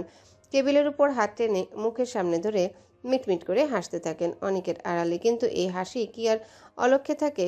অনেক তো ঠিকই টের পাচ্ছে তার হাসি। অনেক এবার মুখ ফুলিয়ে বলল, কেমন বললাম যে এত হাসি পাচ্ছে তোমার? আমি কি কোনো জোকস বললাম? তাশরিক সাহেব এবার হো হো করে হেসে উঠলেন। তার হাসির শব্দে আশেপাশের টেবিলের দু একজন আড়চো খেয়ে তাকায় তাদের দিকে। তৎক্ষণাৎ নিজের অট্টহাসি থামিয়ে মিটমিটিয়ে হাসতে থাকেন তিনি। অনেকের মেজাজ বুঝি তার খেই হারালো। সে যখন টেবিল ছেড়ে উঠে পড়তে নিবে অমনি তার হাতে টান পড়ে। অনেক ঘাড় বাঁকিয়ে তাকায়, দেখতে পায় তাশরিক সাহেব এক হাতে কান ধরে তার দিকে তাকিয়ে আছে। তখনই তার কানে আসে তাশরিক সাহেবের আলতো কণ্ঠ, সরি রে, এভাবে উঠে পড়িস না, বস এখানে। অনেকের রাগগুলো যেন মুহূর্তে উধাও হয়ে গেল। তবুও সে মুখভঙ্গিতে মেকি অভিমান টেনে নিজের চেয়ারে বসে পড়ে। তাশরিক সাহেব অনেকের অভিমানে মুচকি হাসে, তারপর স্বাভাবিক গলায় বললেন, যাক তাহলে, আমার অনেকও তবে কাউকে পছন্দ করলো শেষমেশ। তা মেয়েটা কে জানতে পারি? তাশরিক সাহেবের প্রশ্নের প্রতি উত্তরে অনেক মুচকি হাসে, গলায় কোমলতা এনে বলল, কে তা ঠিক বলতে পারবো না, কিন্তু হ্যাঁ, ও তোমার ভার্সিটির স্টুডেন্ট। সেদিন যখন তোমার ব্যাগটা নিতে এসেছিলাম তখনই তাকে দেখেছি। বিশ্বাস করো, সেদিনের পর থেকে প্রতি মুহূর্তে শুধু ওর চেহারাটাই চোখের সামনে ভেসে উঠছে। এমনকি কয়েকদিন আগে অফিসের এক ছেলে কলিগকে ওই মেয়েটা মনে করে হাতও ধরে ফেলেছি। ইস, সে কি লজ্জা! কি যে একটা অবস্থা হলো আমার। অনেকের আফসোস ভরা কণ্ঠ শুনে বহু কষ্টে নিজের হাসিগুলো ধামাচাপা দিচ্ছে তাশরিক সাহেব। পাচ্ছে না আবার হেসে দেওয়ার জন্য ছেলেটা রেগে যায়। প্রায় মিনিট খানেক পর তাশরিক সাহেব নিজেকে সামলে নিয়ে দৃঢ় কণ্ঠে বললেন, তুমি তাহলে মেয়েটার সম্পর্কে তেমন কিছুই জানো না। কিন্তু অনেক নাম না জেনে, কিসে পড়ে তার না জেনে এত বড় ভার্সিটিতে তাকে খুঁজবে কেমন করে? ভার্সিটিতে তো আর এক দুজন পড়ছে না, তাই না? অনেক নীরব হয়ে সবটা শুনলো। তার চাচুর কথা যথেষ্ট যুক্তিসঙ্গত। ঠিকই তো, এত বড় ভার্সিটিতে মেয়েটাকে ও খুঁজবেই বা কোথায়? অনেক আশাহত হলো। মনটা কেমন ভার হয়ে আসলো ক্ষণিকেই। চোখে মুখে ছেয়ে যে রাজ্যের আধার। তাশরিক সাহেব সামনে বসে সবটাই অবলোকন করছেন। অতঃপর তিনি এক ক্ষুদ্র নিঃশ্বাস ফেলে টেবিলের উপর রাখা অনেকের হাতের উপর নিজের হাত রেখে আশ্বস্ত করে বললেন, অনেক, don't be so childish man, just be strong. একটা কথা সবসময় মনে রাখবি, কেউ যদি কারোর ভাগ্যে থাকে তাহলে হাজার বাধার পরও আপন হয়েই ছাড়ে। ঠিক তেমনই ওই মেয়েটা তোর ভাগ্যে থাকলে তোদের আবারও দেখা হবে, দেখে নিস। চাচ্চুর কথায় অনেকের মনটা বেশ হালকা হয়। সে মাথা ঝাঁকিয়ে চাচ্চুর কথায় সায় জানায়। তাশরিক সাহেব সেদিকে তাকিয়ে স্বস্তির নিঃশ্বাস ছাড়ে। তারপর তিনি প্রসঙ্গ পাল্টাতে এটা সেটা নিয়ে আলাপ চালান। এরই মাঝে তাদের কফিও এসে পড়ে। তাশরিক সাহেব কফিতে একটা চুমুক দিচ্ছেন আর অনেকের সাথে আলাপ করছেন। তখনই এক মেয়েলি সুর তাদের কথোপকথনে ব্যাঘাত ঘটায়। Excuse me sir. অনেক বেচারা মাত্রই কেবল কফিটা ঠোঁটের সংস্পর্শে এনেছিল, অমনি মেলি ডাকের উৎসের দিকে তাকাতেই তাল সামলাতে না পেরে গরম কফিতে জিভ পুড়িয়ে ফেলে। বিদঘুটে যন্ত্রণায় জিভটা কামড়ে ধরে তৎক্ষণাৎ, কিন্তু মুহূর্তে নিজের সব ব্যথা যন্ত্রণা ভুলে সামনে তাকায় আবারও। অনেক ভাবলো সে স্বপ্ন দেখছে না তো। অনেক একবার দুবার পরপর কয়েকবার চোখ কচলে আবারও সামনে উপস্থিত মেয়েটার দিকে তাকালো। প্রথমে সে ভেবেছিল মেয়েটা হয়তো আবারও তার কল্পনার ভুল, কিন্তু এখন যে সে 100% নিশ্চিত এটাই সে মেয়ে যাকে সে এতদিন মনে মনে খুঁজেছে। অনেক নিজের হতবাকতা কাটিয়ে স্বাভাবিক হওয়ার প্রাণপণ চেষ্টা চালায়, কিন্তু তাতে কাজ হলে তো। এই যে মেয়েটার সামনে আসাতেই কেমন বুকের মাঝে টিপটিপ শব্দটা তুলনামূলক বেশ জোরে চলছে। অনেক এবার চিন্তিত হয়, বুকের মাঝে যে এত জোরে জোরে আওয়াজ হচ্ছে, বাইরে থেকে না কেউ আবার সবটা শুনে ফেলে। পরক্ষণে অনেক নিজের এমন উদ্ভট ভাবনায় প্রচুর বিরক্ত হয়। নিজেকে কোনো রকম সামলে নিয়ে কান খাড়া করে মেয়েটার কথা শুনতে। তাশরিক সাহেব মেয়েটার ডাকে তার দিকে ফিরে তাকায়। তারপর মেয়েটার দিকে তাকাতে মুখে টানে অমায়িক হাসি। তাশরিক সাহেবের চোখের ইশারায় মেয়েটিকে কাছে ডাকলেন। মেয়েটিও ইশারা পেয়ে ধীর কদমে এগিয়ে আসে তার দিকে। অনেক খেয়াল করলো মেয়েটার চোখ দুটো কেমন চিকচিক করছে। আচ্ছা, ও কি কেঁদেছে নাকি কাঁদতে চাইছে? অনেক নিজের ভাবনায় চিন্তা নিজ অবধি সীমাবদ্ধ রাখলো। চেয়ারে আয়েশ করে বসলো মেয়েটার কথা শোনার জন্যে। মনের মধ্যে অধীর আগ্রহ। মেয়েটি তাশরিক সাহেবের কাছে এসে সালাম জানায়। তাশরিক সাহেবও তার উত্তর দেয়। তারপর নিজে থেকে বলল, কি ব্যাপার ইকরা, হঠাৎ এখানে আসলে? কিছু বলবে? ইকরা কি বলবে, সে তো কেমন এক দৃষ্টিতে তাকিয়ে আছে তাশরিক সাহেবের দিকে, হয়তো মন ভরে দেখছে তার মামাকে। তাশরিক সাহেব ইকরার মৌনতায় কপালে ভাঁজ ফেললেন, রাশভারী গলায় বললেন, কি হলো, চুপ করে আছো যে? হঠাৎ ডাকে ইকরা হকচকিয়ে ওঠে, সম্বিত ফিরে পেয়ে অপ্রস্তুত হয় কিছুটা। অন্যদিকে ইকরার এমন আচরণে অনিক এবং তাশরিক সাহেব দুজনে অবাক হয়। তাশরিক সাহেব ভাবছেন হলোটা কি মেয়েটার, হঠাৎ এমন উদ্ভট আচরণ করছে কেন? ইকরা এবার আমতা আমতা করে বলতে থাকে, মানে স্যার, আমার আপনার সাথে কিছু জরুরি কথা আছে, যদি আপনি কিছুটা সময় দিতেন। ইকরার কথায় তাশরিক সাহেব বেশ অবাক হন। মনে মনে ভাবছে যে মেয়ে আজ অব্দি কোনোদিনও কোনো টিচারের দিকে চোখ তুলেও তাকায়নি, এমনকি পড়া না বুঝলেও ইন্ট্রোভার্সির কারণে নিজে থেকে জানতে চায়নি, সেই মেয়েটা আজ নিজে থেকে তার সাথে কথা কেন বলতে চাইছে। মানে সত্যি এটাও সম্ভব? কিয়ৎকাল বাদে তাশরিক সাহেব নিজের সকল ভাবনার ইতি টানলেন, গলায় গাম্ভীর্যতা এনে বললেন, ওকে, তুমি যাও, আমি আসছি। ইকরাও তার কথায় মাথা কাত করে সম্মতি জানিয়ে সেখান থেকে প্রস্থান করেন। তাশরিক সাহেব সেদিকে এক পলক তাকিয়ে অনিকের দিকে তাকায়, তখনই তার চোখ ছোট ছোট হয়ে আসে। অনিকের চোখে মুখে স্পষ্ট মুগ্ধতা। তাশরিক সাহেব গম্ভীর কণ্ঠে বলে ওঠে, অনেক কিরে, ওভাবে কি দেখছিস? নিজের দৃষ্টি সরায় না ইকরার প্রস্থানের দিকে তাকিয়ে থেকে বিড়বিড়িয়ে বলল, চাচু, she is the one whom I was looking for. অনিকের কথায় তৎক্ষণাৎ বসা ছেড়ে দাঁড়িয়ে পড়েন তাশরিক সাহেব, চক্ষু তার ছানা বড়া, কণ্ঠে অবাকের রেশ ধরে এক প্রকার জোরেই বললেন, হোয়াট? অনিক, তুই সত্যি বলছিস ইকরাই ওই মেয়ে? অনিক মাথা ঝাঁকাতে গিয়েও থেমে যায়, চোখ ছোট ছোট করে জিজ্ঞাসা করে, এই ইকরাটা আবার কে? অনিকের কথা শুনে তাশরিক সাহেব হতবিহ্বল হয়ে তাকিয়ে রইল তার দিকে। এই মুহূর্তে তার ঠিক কেমন এক্সপ্রেশন দেওয়া উচিত তাই হয়তো ভাবছেন। ভাবা যায় ছেলেটা যাকে পছন্দ করলো তার নাম অবধি জানে না। তাশরিক সাহেব কৌতুকের গলায় বললেন, অনেক ধন্য তুই বাপ, যাকে পছন্দ করলি তার নামটাই জানিস না। অনিকের কাছে এবার সবটা পরিষ্কার হলো, বুঝতে পারলো ইকরাকে। তাই অনেক কিছুটা অপ্রস্তুত হয়ে বলল, আসলে আগে কখনো কোনো কথা হয়নি তো তাই। থাক, হয়েছে, আর বলতে হবে না। আমি এখন যাই তাহলে। শত হলেও হবু বৌমা কি যেন বলবে বললো, না শুনলে কি আর হয়? এই পর্যায়ে অনেক কিছুটা লজ্জা পেল, মুচকি এসে মাথা চুলকে চাচার দিকে তাকালো। তাশরিক সাহেব অনিকের লজ্জালু মুখভঙ্গি দেখে ঠোঁট চেপে হাসলেন। ছেলেটা এত লাজুক, তিনি আর কিছু না বলে সেখান থেকে প্রস্থান নিলেন।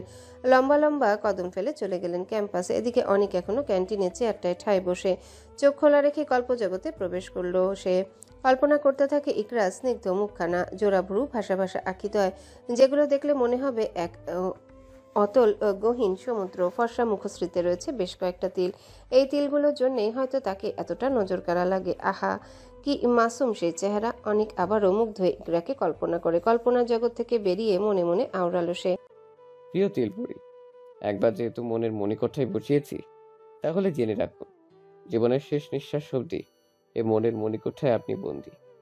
কথাগুলো ভেবেই আপন মনে হেসে ওঠে অনেক।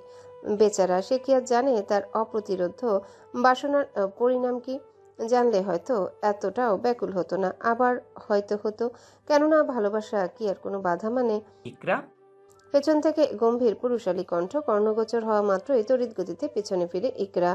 একটা খালি ক্লাসরুমে এসে অপেক্ষা করছিল সে। করিডোর দিয়ে হেঁটে যাওয়ার সময় তাকে এখানে দাঁড়িয়ে থাকতে দেখে তাশরিক সাহেব ক্লাসরুমের দরজায় দাঁড়িয়ে ডাক দেয়। ইকরা নিজেকে স্বাভাবিক করে, তাকে স্বাভাবিক হতে দেখে তাশরিক সাহেব ধীর পায়ে এগিয়ে আসেন। মাঝে প্রায় অনেকটাই দূরত্ব রেখে গম্ভীর কণ্ঠে বলেন, তখন কি যেন বলবে বলছিলে? ইকরা মাথা ঝাঁকায়। পেটে বলার মতো হাজারটা কথা থাকলেও মুখে এই মুহূর্তে একটাও কথা আসছে না। ইকরা এবার নিজের উপর খানিকটা বিরক্ত হয়। কি জানি হঠাৎ তার কি হলো, যেই কথাগুলো এখানে বলতে এসেছিল সেগুলো আদৌ বলতে পারবে তো? ইকরা মৌনতা দেখে তাশরিক সাহেব ভ্রু গোটায়, প্যান্টের পকেটে হাত গুজে গম্ভীর গলায় শুধায়, ইকরা, কিছু কি বলবে? ইকরা আবারও মাথা ঝাঁকায়, দৃষ্টি এবার ফ্লোরে থেকে তুলে তাশরিক সাহেবের দিকে তাক করে। ইকরা টলমল চোখের দিকে তাকিয়ে তাশরিক সাহেব কিছুটা ভড়কে যান। ভড়কে যাওয়া কণ্ঠে বলেন, ইকরা, আর ইউ ওকে? ইকরার কানে আদতে কথাটি পৌঁছলো কি? সে তো এক দৃষ্টিতে তাকিয়ে আছে তাশরিক সাহেবের দিকে। এতগুলো দিন এই মানুষটাকে শুধু শিক্ষক হিসেবে দেখে এসেছে, কিন্তু আজ যে সে দৃষ্টিতে এসেছে আমূল পরিবর্তন। আজকে যে ইকরার খুব করে ইচ্ছা করছে এই মানুষটাকে মামা ডাকতে, একটা আদর পেতে। এতগুলো বছরে কেবলমাত্র নিজের পরিবার বাদে অন্য কোনো আত্মীয় স্বজনের ছোঁয়া অবধি পায়নি সে। মনটা তো একটু একটু আদর পেতে চাইবেই, তাই না? ইকরা নিজে থেকে এবার খানিকটা এগিয়ে আসে, তার দৃষ্টি এখনো তাসিক সাহেবের দিকে। প্রায় অনেকটা কাছাকাছি এসে ইকরা আচমকা তাসিক সাহেবের ডান হাতটা আঁকড়ে ধরে উঁচু করে সেটিকে নিজের কপালে ঠেকায়। তারপর মৃদু স্বরে হু হু করে কেঁদে ওঠে। আকস্মিক ঘটনায় তাসিক সাহেব কিং কর্তব্য বিমূঢ় হয়ে দাঁড়িয়ে রইলেন। তিনি এখনো বুঝতে পারছেন এসব হচ্ছেটা কি, মেয়েটাই বা কেন এমন উদ্ভট আচরণ করছেন। তিনি হাতটা ছাড়াবার চেষ্টা করতে ইকরা সেটিকে আরো শক্ত করে আঁকড়ে ধরে, অতঃপর কান্না জড়ানো গলায় থেমে থেমে বলতে থাকে, হাতটা সরিও না মামা, আর একটু তোমার স্পর্শ পেতে দাও। আমার যে তোমাদের বড্ড ভালোবাসতে ইচ্ছে করছে মামা, বড্ড ভালোবাসতে ইচ্ছে করছে। বলেই আবারও কাঁদতে থাকে মেয়েটা। এদিকে ইকরার মুখে বারবার মামা ডাক শুনে হতবাক হয়ে যায় তাসিক সাহেব। তার গলা ফুঁড়ে হঠাৎ বের হয়ে আসে কিছু প্রশ্ন। মাম্মা? কার মামা? ইকরা, তুমি ঠিক আছো? বারবার আমায় মামা বলছো কেন? ইকরা কি এই মুহূর্তে কোনো প্রশ্নের জবাব দেওয়ার পরিস্থিতিতে আছে? না, নেই তো। কি করে থাকবে? মেয়েটা অনাকাঙ্ক্ষিত কিছু মুহূর্তের করা প্রশ্নের জবাব সবাই কি আর দিতে পারে? ইকরার কান্না দেখে তাসিক সাহেব কেমন বিচলিত হলেন। তিনি নিজেও বুঝতে পারছেন না এই মেয়েটার এমন কান্না দেখে তার কেন এত কষ্ট হচ্ছে। তিনি আর কষ্ট সহ্য করতে না পেরে জোর করে নিজের হাতটা ছাড়িয়ে নেন। ব্যাকুল হয়ে বললেন, Iqra, I think you are not okay. তোমার বাসার নাম্বার দাও, আমি কাউকে কল দিয়ে তোমাকে নিয়ে যেতে বলছি। তুমি আজকে বাসায় গিয়ে রেস্ট করো, কেমন? ইকরা কোনো প্রত্যুত্তর না করে চুপটি করে তাকিয়ে রইলেন তার মামার দিকে। চোখ দুটি দিয়ে যেন রাজ্যের বর্ষণ ঝরছে। সে নিঃশবে কাঁদতে থাকে, ঠোঁটে ঠোঁট চেপে। তাসিক সাহেব আর কাল বিলম্ব না করে ফটাফট নিজের পকেট হাতিয়ে ফোন বের করেন। দ্রুত হাতে ডায়াল লিস্টে ঢুকে বলতে লাগলেন, ফোন নাম্বারটা বলো ইকরা। ইকরা এবার কি হলো? সে এক কথাতেই ফটফট করে নাম্বারটা বলে দিল। তাসিক সাহেব এটা দেখে অবাক হলেন বই কি, তবুও তার সকল অবাকের রেশ কাটিয়ে নিজের কাজে মনোযোগ দিলেন। অতঃপর ফোনে রিং ঢুকে ব্যস্ত কণ্ঠে ইকরার দিকে না তাকিয়ে বললেন, গার্ডিয়ানের নাম কি তোমার? ইকরা চোখে তুলে তাকায় মামার দিকে, দৃঢ় কণ্ঠে বলে, আমরিন এহসান, ডটার অফ খায়রুল এহসান। সঙ্গে সঙ্গে থমকে যায় তাসিক সাহেব। সারা শরীর বেয়ে বয়ে যায় এক মৃদু বিদ্যুতের ঝলকানি। হাত দুটোয় আচমকা কাঁপন ধরে। তিনি তিত্তির করে কাপা চোখের পাতা তুলে সামনে তাকান।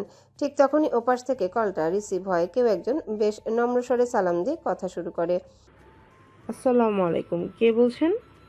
তাসিক সাহেবের গলা বুঝে ধরে আসছে। হঠাৎ করে গাল বেয়ে টুপ করে গড়িয়ে পড়ে দুফোঁটা নোনা জল। তিনি কাপা কাপা গলায় বললেন, আপা। ব্যাস, ডাক্তার শোনা মাত্রই সঙ্গে সঙ্গে ওপাশে থাকা ব্যক্তিটি ব্যস্ত হাতে রান্নার খুন্তিটি ঝনঝন শব্দ তুলে পড়ে যায় ফ্লোরে। নিজেকে ভুল প্রমাণিত করতে আরেকবার জিজ্ঞাসা করেন, কে? তাসিক সাহেব বোনের কণ্ঠ পেয়ে আবেশে চোখ বন্ধ করে ফেলেন। বুকটায় চলছে এক ভয়ঙ্কর তোলপাড়। 20টা বছর, হ্যাঁ ঠিক 20টা বছর পর এই গলা শুনতে পাচ্ছেন তিনি। তাসিক সাহেব চোখ খুলে নিজের শার্টের হাতে দিয়ে চোখের পানি মুছলেন।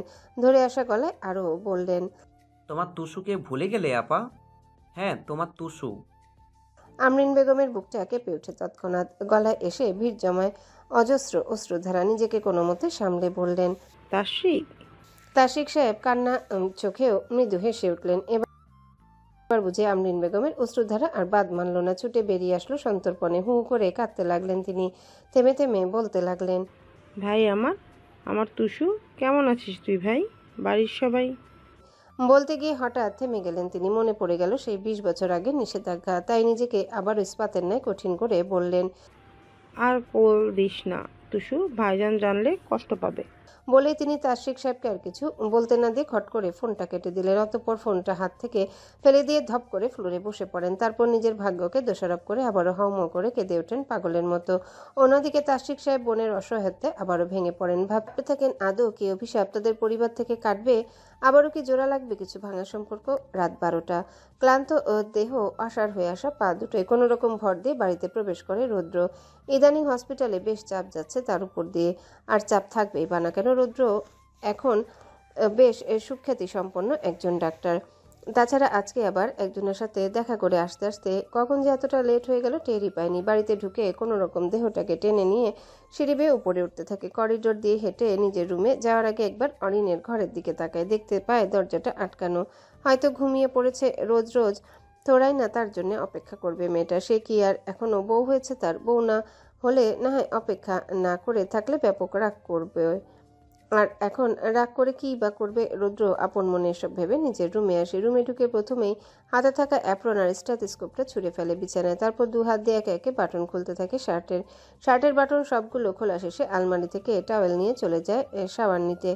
প্রায় বেশ কিছুক্ষণ শাওয়ার শেষে এক হাতে চুলগুলো মুছতে মুছতে বেরিয়ে আসে রৌদ্র। কদম ফেলে এগিয়ে আসে ড্রেসিং টেবিলের কাছে। ঠিক তখনই তার নজর পড়ে ড্রেসিং টেবিলের উপরে রাখা একটা গোলাপ আর তার নিচে একটা সাদা কাগজের দিকে। রৌদ্র ভ্রুকুটি করে তাকায় সেগুলোর দিকে। তারপর হাত বাড়িয়ে গোলাপটা এক হাতে নিয়ে অন্য হাতে কাগজটি খুলে পড়তে শুরু করে। ডাক্তার সাহেব।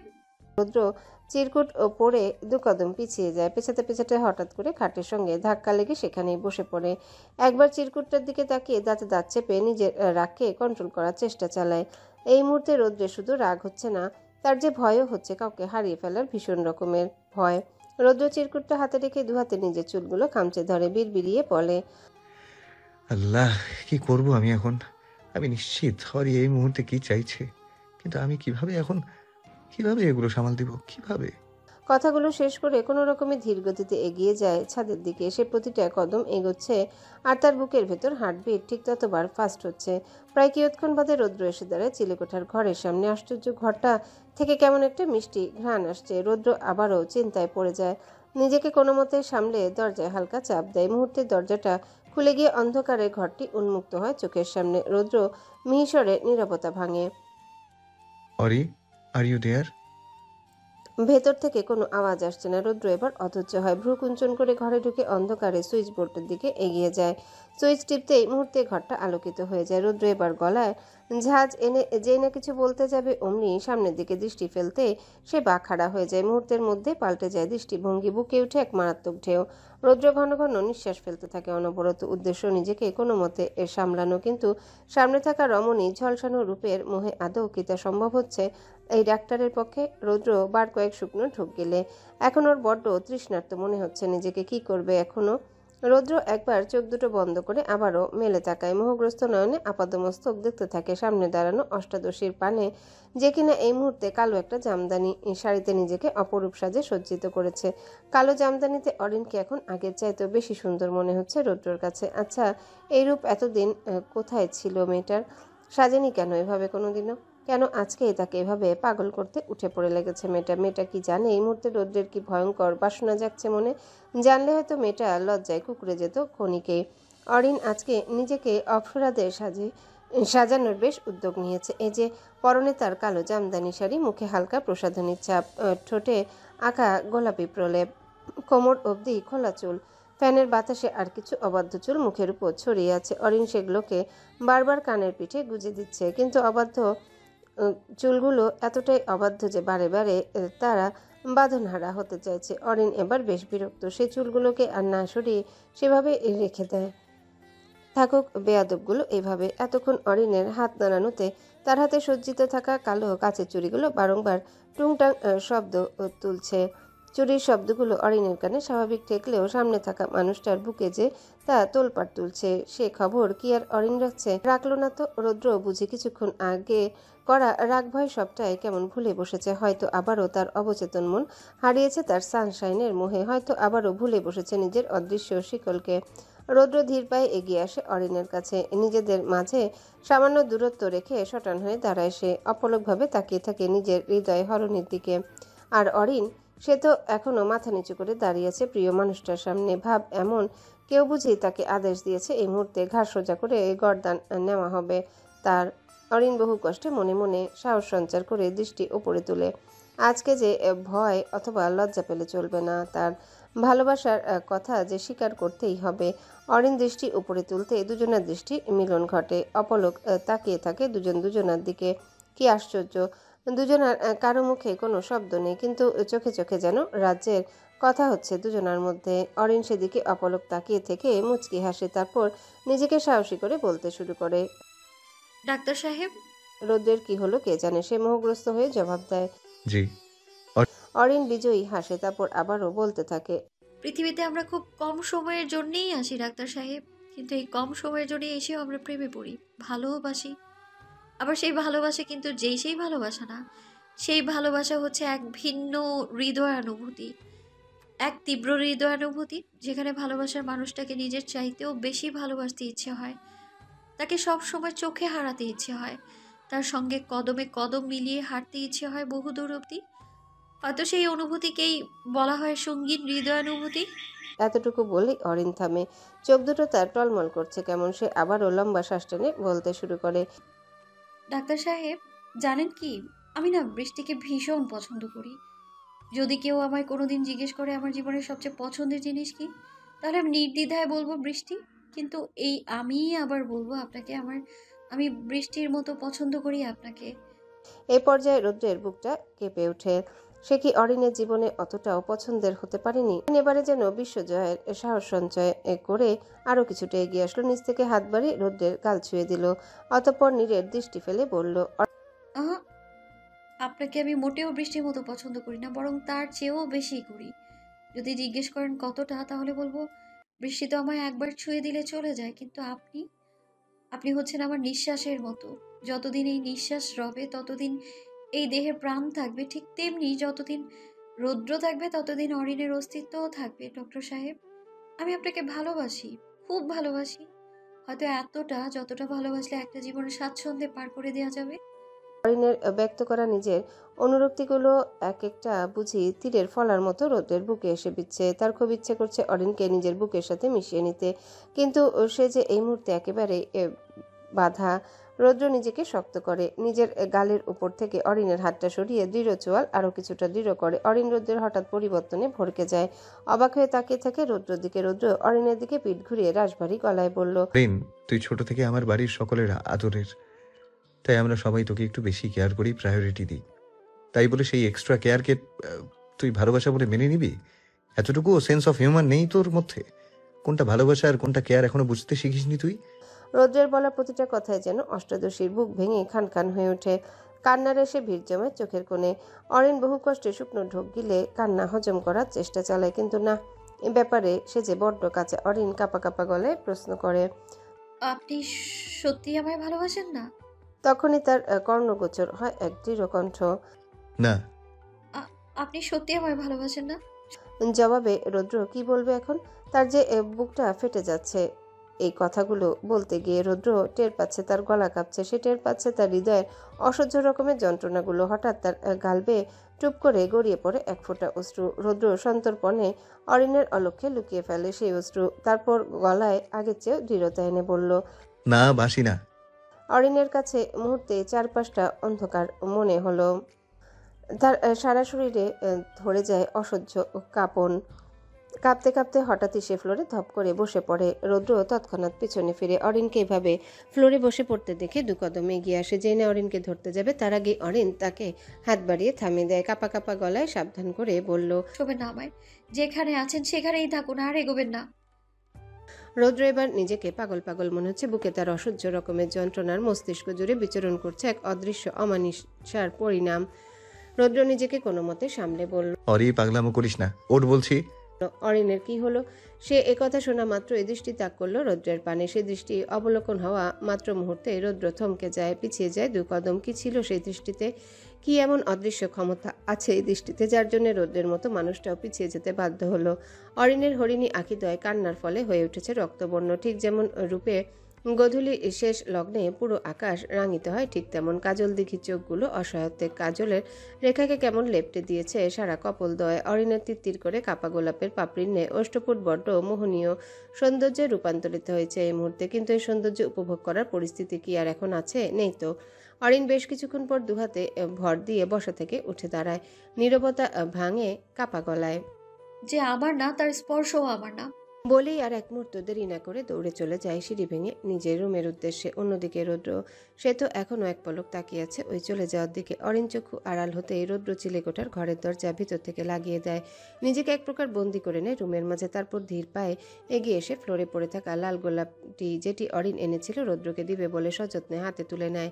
অপলক দৃষ্টিতে তাকিয়ে থাকে কিছুক্ষণ গোলাপটার দিকে, তারপর সেটিকে বুকে জড়িয়ে ধরে নিঃশব্দে ঠোঁটে ঠোঁট চেপে কাঁদতে থাকে। রৌদ্র ভীষণ রকমের চেষ্টা করছে যাতে তার কান্নার শব্দ এই ঘর পেরিয়ে বাইরে না যায়। কেননা পুরুষ মানুষের যে কাঁদতে নেই তাই বলে কি পুরুষের কষ্ট হয় না? তাদের কি মন ভাঙে না? হয়তো ভাঙে, কিন্তু সে মন ভাঙার কোনো আওয়াজ হয় না। রৌদ্র নিজের শার্টের হাতায় চোখগুলো মুছে, কিন্তু পর মুহূর্তে তা আবারও ভিজে ওঠে। রৌদ্র এবার ফ্লোরে বসে থাকা অবস্থায় নিজের বুকে হাত রেখে বিড়বিড়িয়ে বলতে থাকে, মাফ করে দে সানশাইন, মাফ করে দে। এদিকে চিলেকোঠার ঘর থেকে বেরিয়ে এসে অরিন নিজের রুমের দরজা আটকিয়ে দরজার সামনে পিঠ ঠেকিয়ে বসে পড়ে ফ্লোরে। বুকের ভেতরটা কেমন তীব্র ব্যথায় জর্জরিত তার। নিঃশ্বাস ফেলতেও বড্ড কষ্ট হচ্ছে এই মুহূর্তে। অরিন দু হাতে নিজের চুলগুলো খামচে ধরে বলতে থাকে, এত বড় ভুল কি করে করলাম আমি? কি করে কেয়ারনেস আর ভালোবাসার মধ্যে পার্থক্য বুঝতে পারিনি আমি? কেন বুঝতে পারিনি রোদ ভাই আমায় ভালোবাসেন না, শুধুই কাজিন হিসেবে ভালোবাসেন? আমি কেন বুঝিনি আমার কোনো অস্তিত্বই নেই তার মন পিঞ্জিরায়? কেন কেন কেন? বলে চিৎকার দিয়ে কাঁদতে থাকে মেয়েটা। ভাগ্যিস ঘরটা সাউন্ড প্রুফ, তা না হলে কি যে হতো। অরিন কাঁদতে কাঁদতে ফ্লোরে শুয়ে পড়ে। শাড়ির আঁচল খুলে পড়েছে ইতিমধ্যে। সুন্দর পরিপাটি চুলগুলোর যাচ্ছে তাই অবস্থা। কিছুক্ষণ আগের লজ্জায় রাঙা মুখের আদলটি এখন ছেয়ে গিয়েছে ঢের বিষাদের ছায়। চোখ মুখ অতিরিক্ত কান্নার তোরে লাল হয়ে গেছে মেয়েটার। অরিন এবারে চিৎকার থামিয়ে ফুপিয়ে ফুপিয়ে কাঁদতে থাকে, বিড়বিড়িয়ে বলতে থাকে, এত কষ্ট কেন হচ্ছে বুকটায়? উফ, আল্লাহ, এত কেন কষ্ট হচ্ছে আমার? আমি কি এখন মরে যাব? এই কষ্ট কি মরণ কষ্ট আমার? এমন হাজারো আহাজারি করতে করতে সেদিনের রাতটা অরিন নির্ঘুম কাটিয়ে দেয়। শুধু কি সে, আরেকটা মানুষও যে তারই মতো অশ্রুকে সঙ্গী করে কাটিয়েছে নির্ঘুম রাত। পরের দিন সকালবেলা আজকে ব্রেকফাস্ট টেবিলে সকলকে একসঙ্গে খেতে বসার জন্য বলা হয়েছিল গতকাল রাতে, কারণ আজকে রুহি আর রেহানের বিয়ের ডেট ফিক্সড করতে রেহানের পরিবার আসবে এহসান বাড়িতে। বাড়ির যে কোনো ছোট বড় বিষয় একসঙ্গে বসে আলাপ করাটাও যেন এহসান বাড়ির সদস্যদের অন্যতম গুণ। কবির সাহেবের আদেশ মোতাবেক সকলে উপস্থিত হয় ডাইনিং টেবিলে। মাহিও ঘুম ঘুম চোখে উপস্থিত হয়। আর বাড়ির সর্বকনিষ্ঠ সদস্য পুতুল, তিনি চোখ ডলতে ডলতে চেয়ার টেনে বসে বারবার ঢুলে পড়ছেন ঘুমে। তার পাশের চেয়ারে বসে রুহি তাকে আদর করছে। রুহি পুতুলের কানে ফিসফিস করে বলল, পুতুল সোনা, এত সকালে উঠে গেলে কেন? বাহ। পুতুল চোখ ডলা অবস্থাতেই বলল, ও সবার কথা। রুহি তার কথায় মুচকি হাসে। পুতুলের ফোলা ফোলা গালে টুপ করে চুমু খেয়ে বসে। তখনই পুতুল সকল তন্দ্রা কাটিয়ে বিরক্ত হয়ে বলে, এই তোমাদের মেয়েদের এক জ্বালা, কথায় কথায় আমাদের মধ্যে কিউট কিউট ছেলেদের গাল ভিজিয়ে দাও। কি একটা অবস্থা, আবারও গালটা ধুতে হবে। পুতুলের মুখে এসব শুনে হতবাক হয়ে তাকিয়ে রয় রুহি। কি বলল ছেলেটা? ও তার গাল ভিজিয়ে দিয়েছে? রুহি এবার পুতুলের গাল টেনে বলল, বেশ কথা শিখেছেন মনে হচ্ছে সাহেব। তা এত পাকা পাকা কথা শিখলেন কবে শুনি? পুতুল রুহির হাত থেকে নিজের গাল ছাড়িয়ে নিয়ে বেশ ভাব দেখিয়ে বলল। রুহি যার পর্নায় অবাক হয়। ভাবা যায় তার হাঁটুর বয়সী ভাইটা কত কথা শিখেছে। রুহি আর কথা বাড়ালো না, চুপচাপ প্লেটে খাবার নিয়ে খেতে শুরু করলো। প্রায় মিনিট পাঁচেক পর সেখানে রৌদ্র এসে উপস্থিত হয়। সকলে রৌদ্রকে দেখে কিছুটা অবাক হয়, কেননা সবসময় পরিপাটি থাকা ছেলেটা আজকে কেমন অগোছালো। চুলগুলো এলোমেলো হয়ে ছড়িয়ে ছিটিয়ে আছে কপাল অব্দি। চোখে চশমাটি আজকে অনুপস্থিত, যার ফলে লাল হয়ে থাকা চোখগুলো মোটেও চক্ষু এড়ায় না। কারো শার্ট পরেছে, তাও ইন করা নেই। দেখলে যে কেউ বলতে পারবে ছেলেটা সারা রাত নির্ঘুম কাটিয়েছে। বাড়ির সকলের দৃষ্টি এখন রৌদ্রের উপর। জুবাইদা বেগম ছেলের এমন অবস্থা দেখে চেয়ার ছেড়ে এগিয়ে এলেন। ছেলের মাথায় আলতো হাত বুলিয়ে বললেন, বাবা, শরীর খারাপ লাগছে তোর? চোখ মুখের এই অবস্থা কেন? মায়ের কথায় রৌদ্র মৌনতা ভেঙে নরম গলায় বলল, না তেমন কিছু না, জাস্ট একটু মাইগ্রেনের ব্যথা হচ্ছে। জুবাইদা বেগম ছেলের জন্য মুহূর্তেই বিচলিত হয়ে উঠলেন। মায়ের এমন অস্থিরতা দেখেও রৌদ্র আজকে কেমন ভ্রুক্ষেপীন। তার ব্যস্ত আঁখি যুগল একবার পুরো ডাইনিং জুড়ে বিচরণ করে, কিন্তু কাঙ্ক্ষিত মুখাবয়বকে না দেখতে পেরে আশাহত হয়। রৌদ্র কোনো মতে নিজেকে স্বাভাবিক রেখে খাওয়া শুরু করে। এরই মাঝে কবির সাহেব হালকা গলা খাকারি দিয়ে সকলের দৃষ্টি নিজের উপর আনে। তারপর গম্ভীর কণ্ঠে বলতে থাকেন আজকের পরিকল্পনাগুলো। সকলেই বেশ মনোযোগ দিয়ে সবটা শুনলেও রৌদ্রের যেন সেদিকে বিন্দুমাত্র খেয়াল নেই। সে তো ডুবে আছে নিজের ভাবনায়। কবির সাহেব কথা বলার এক ফাঁকে অন্যমনস্ক হয়ে থাকা ছেলেকে দেখলেন। কথা বলার মাঝে তার কপালে দৃশ্যমান হয় গুটি দুয়েক ভাঁজ। কবির সাহেব এবার নিজের কথা থামালেন। রাশভারী গলায় ছেলের উদ্দেশ্যে বললেন, রোদ, তুমি কি কিছু শুনেছো? বাবার ডাকে তৎক্ষণাৎ সম্বিত ফিরে পায় রোদ। হতবাক হয়ে বলতে থাকে, কিছু বললে? ছেলের এমন বেখেয়ালি আচরণে কিছুটা বিরক্ত হন কবির সাহেব। তিনি ঝাঁঝালো কণ্ঠে কিছু বলতেই যাবেন, তার আগে তাকে থামিয়ে দিয়ে সাব্বির সাহেব বললেন, যা, আমার মনে হয় রোদের শরীরটা আজ একটু বেশি খারাপ। দেখো না ছেলেটার চেহারা কেমন মলিন হয়ে আছে। তুমি বরং ওর ভাগের কাজগুলো আমাদের আর অনেককে দিয়ে দাও। আমরাই করে ফেলবো ঠিকঠাক। কবির সাহেব আর কিছু বলতে গিয়ে বললেন না, একবার আর চোখে ছেলের দিকে তাকালেন।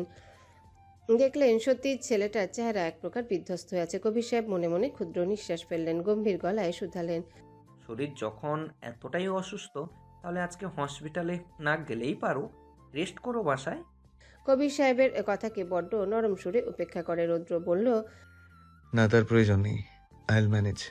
কবির সাহেব ছেলের কথায় আবারও আর চোখে তাকালেন, অতঃপর মুখভঙ্গি আগের ন্যায় করে শুরু করলেন বাকি কথাবার্তা। রাফু, দেখ না ভাই, মিষ্টিটা কি ঠিক আছে? তা তোকে আর কতবার বলবো জবা, সবটাই ঠিক আছে। তুই এত টেনশন করিস কেন বলতো? আজকে রুহির বিয়ের ডেট ফিক্সড হবে, একবারে বিয়ে হয়ে যাবে না। রাফিয়া বেগমের করা কৌতুকে রান্নাঘরে উপস্থিত বাড়ির বাকি দুই বউ খিলখিলিয়ে হেসে উঠে। জুবাইদা বেগম কৃত্রিম মুখ ফুলিয়ে বলল, যা না, একটা স্কুপ ছাড়িস না আমার কোনটার। রাফিয়া বেগম সহ বাকিরা আবারও হেসে উঠে। মাইমুনা বেগম কোনো রকম হাসি থামিয়ে বলল, বড় বউ, বলি কি, তুমি না হয় রান্নাটা বাদ দাও, আমি আর মেজবু মিলে সবটা সামলে নিব। আরে না না, কি বলিস? আমি চলে গেলে এত কিছু একা হাতে সামলাবি কি করে তোরা? দরকার নেই বাপু, একসঙ্গে হাতাহাতি সবটা করে ফেলবো বরং। কথাগুলো বলে আবারও চারজন মিলে মেহমানদের জন্য খাবার প্রস্তুতে ব্যস্ত হয়ে পড়েন। বিকাল 5টা। রৌদ্র বাড়িতে এসেছে প্রায় আধা ঘন্টা হতে চলল, অথচ একবারও অরিনটা তার সামনে পড়ল না। আচ্ছা, মেয়েটা কি খুব কষ্ট পেয়েছে গতকালের ব্যবহারে? সময়ের সাথে সাথে অরিনকে এক পলক দেখার তৃষ্ণাও কেমন করে বেড়ে চলেছে রৌদ্রের। মনে হচ্ছে এই মুহূর্তে অরিনকে না দেখলে হয়তো বুক ফেটে মরে যাবে। রৌদ্র নিজেকে আর সামলাতে পারল না। ধৈর্যের বাদ একেবারে শূন্যের কোঠায় পৌঁছে গেছে ছেলেটা। রৌদ্র হন্তদন্ত হয়ে ড্রয়িং রুমে চলে আসে।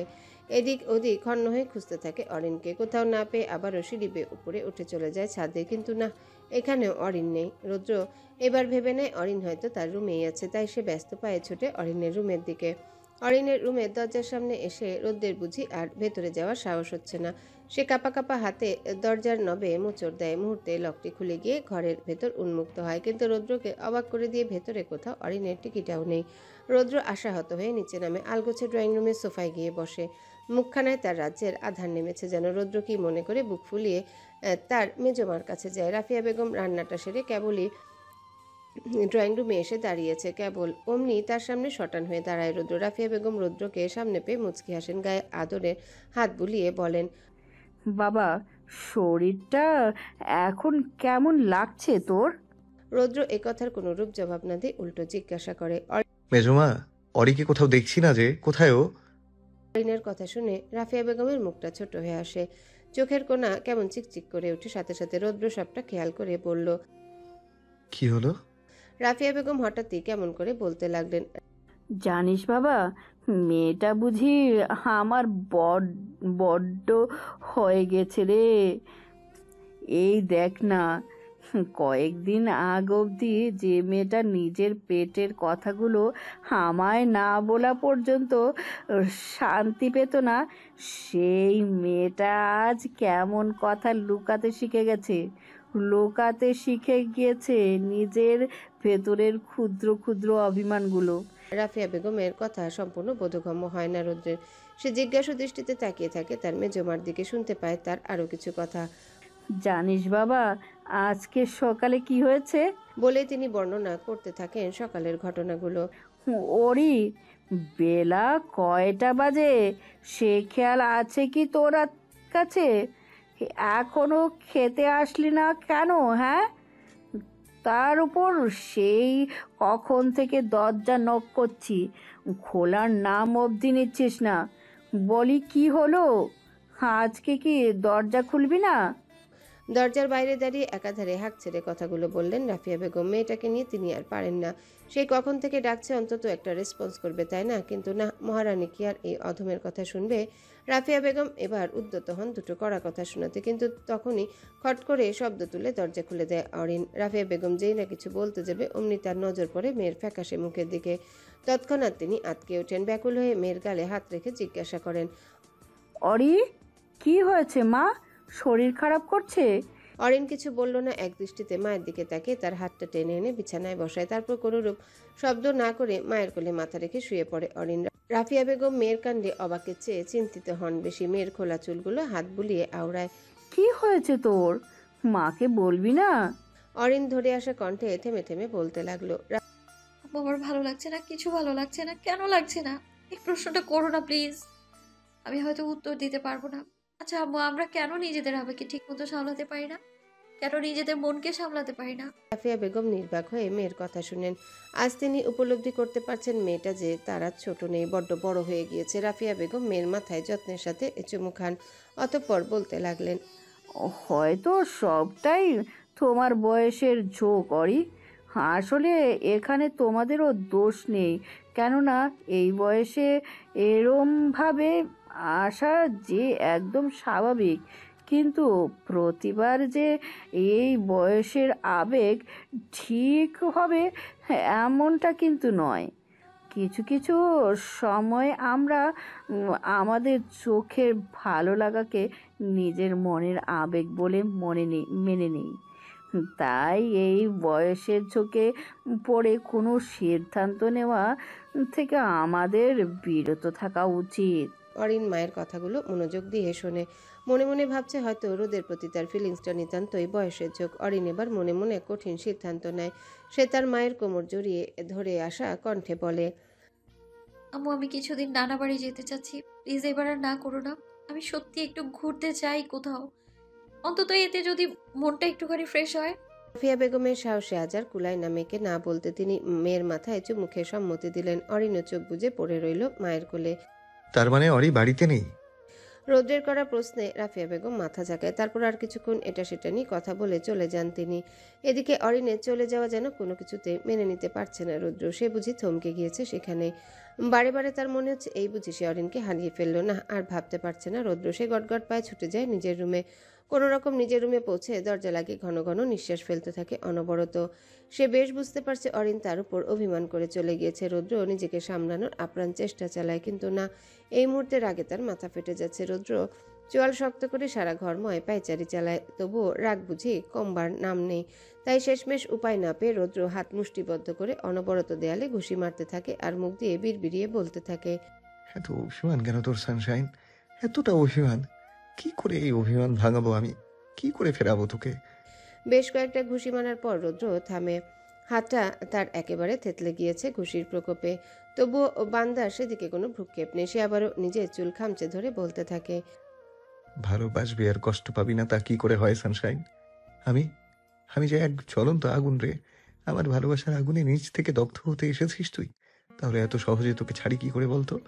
তারপর রৌদ্র নিজের চুলগুলো ছেড়ে দিয়ে এগিয়ে যায় নিজের ফোনের কাছে। অতঃপর লক খুলে অরিনের একটা ছবি নিজের সামনে ধরে বাঁকা হেসে বলেই বাঁকা হাসল। এত সহজে তোকে ছাড়ছি না সানশাইন। যেখানে তুই নিজে থেকে আমায় ভালোবাসার কথা স্বীকার করেছিস সেখানে তোকে ছাড়ার তো প্রশ্নই আসে না।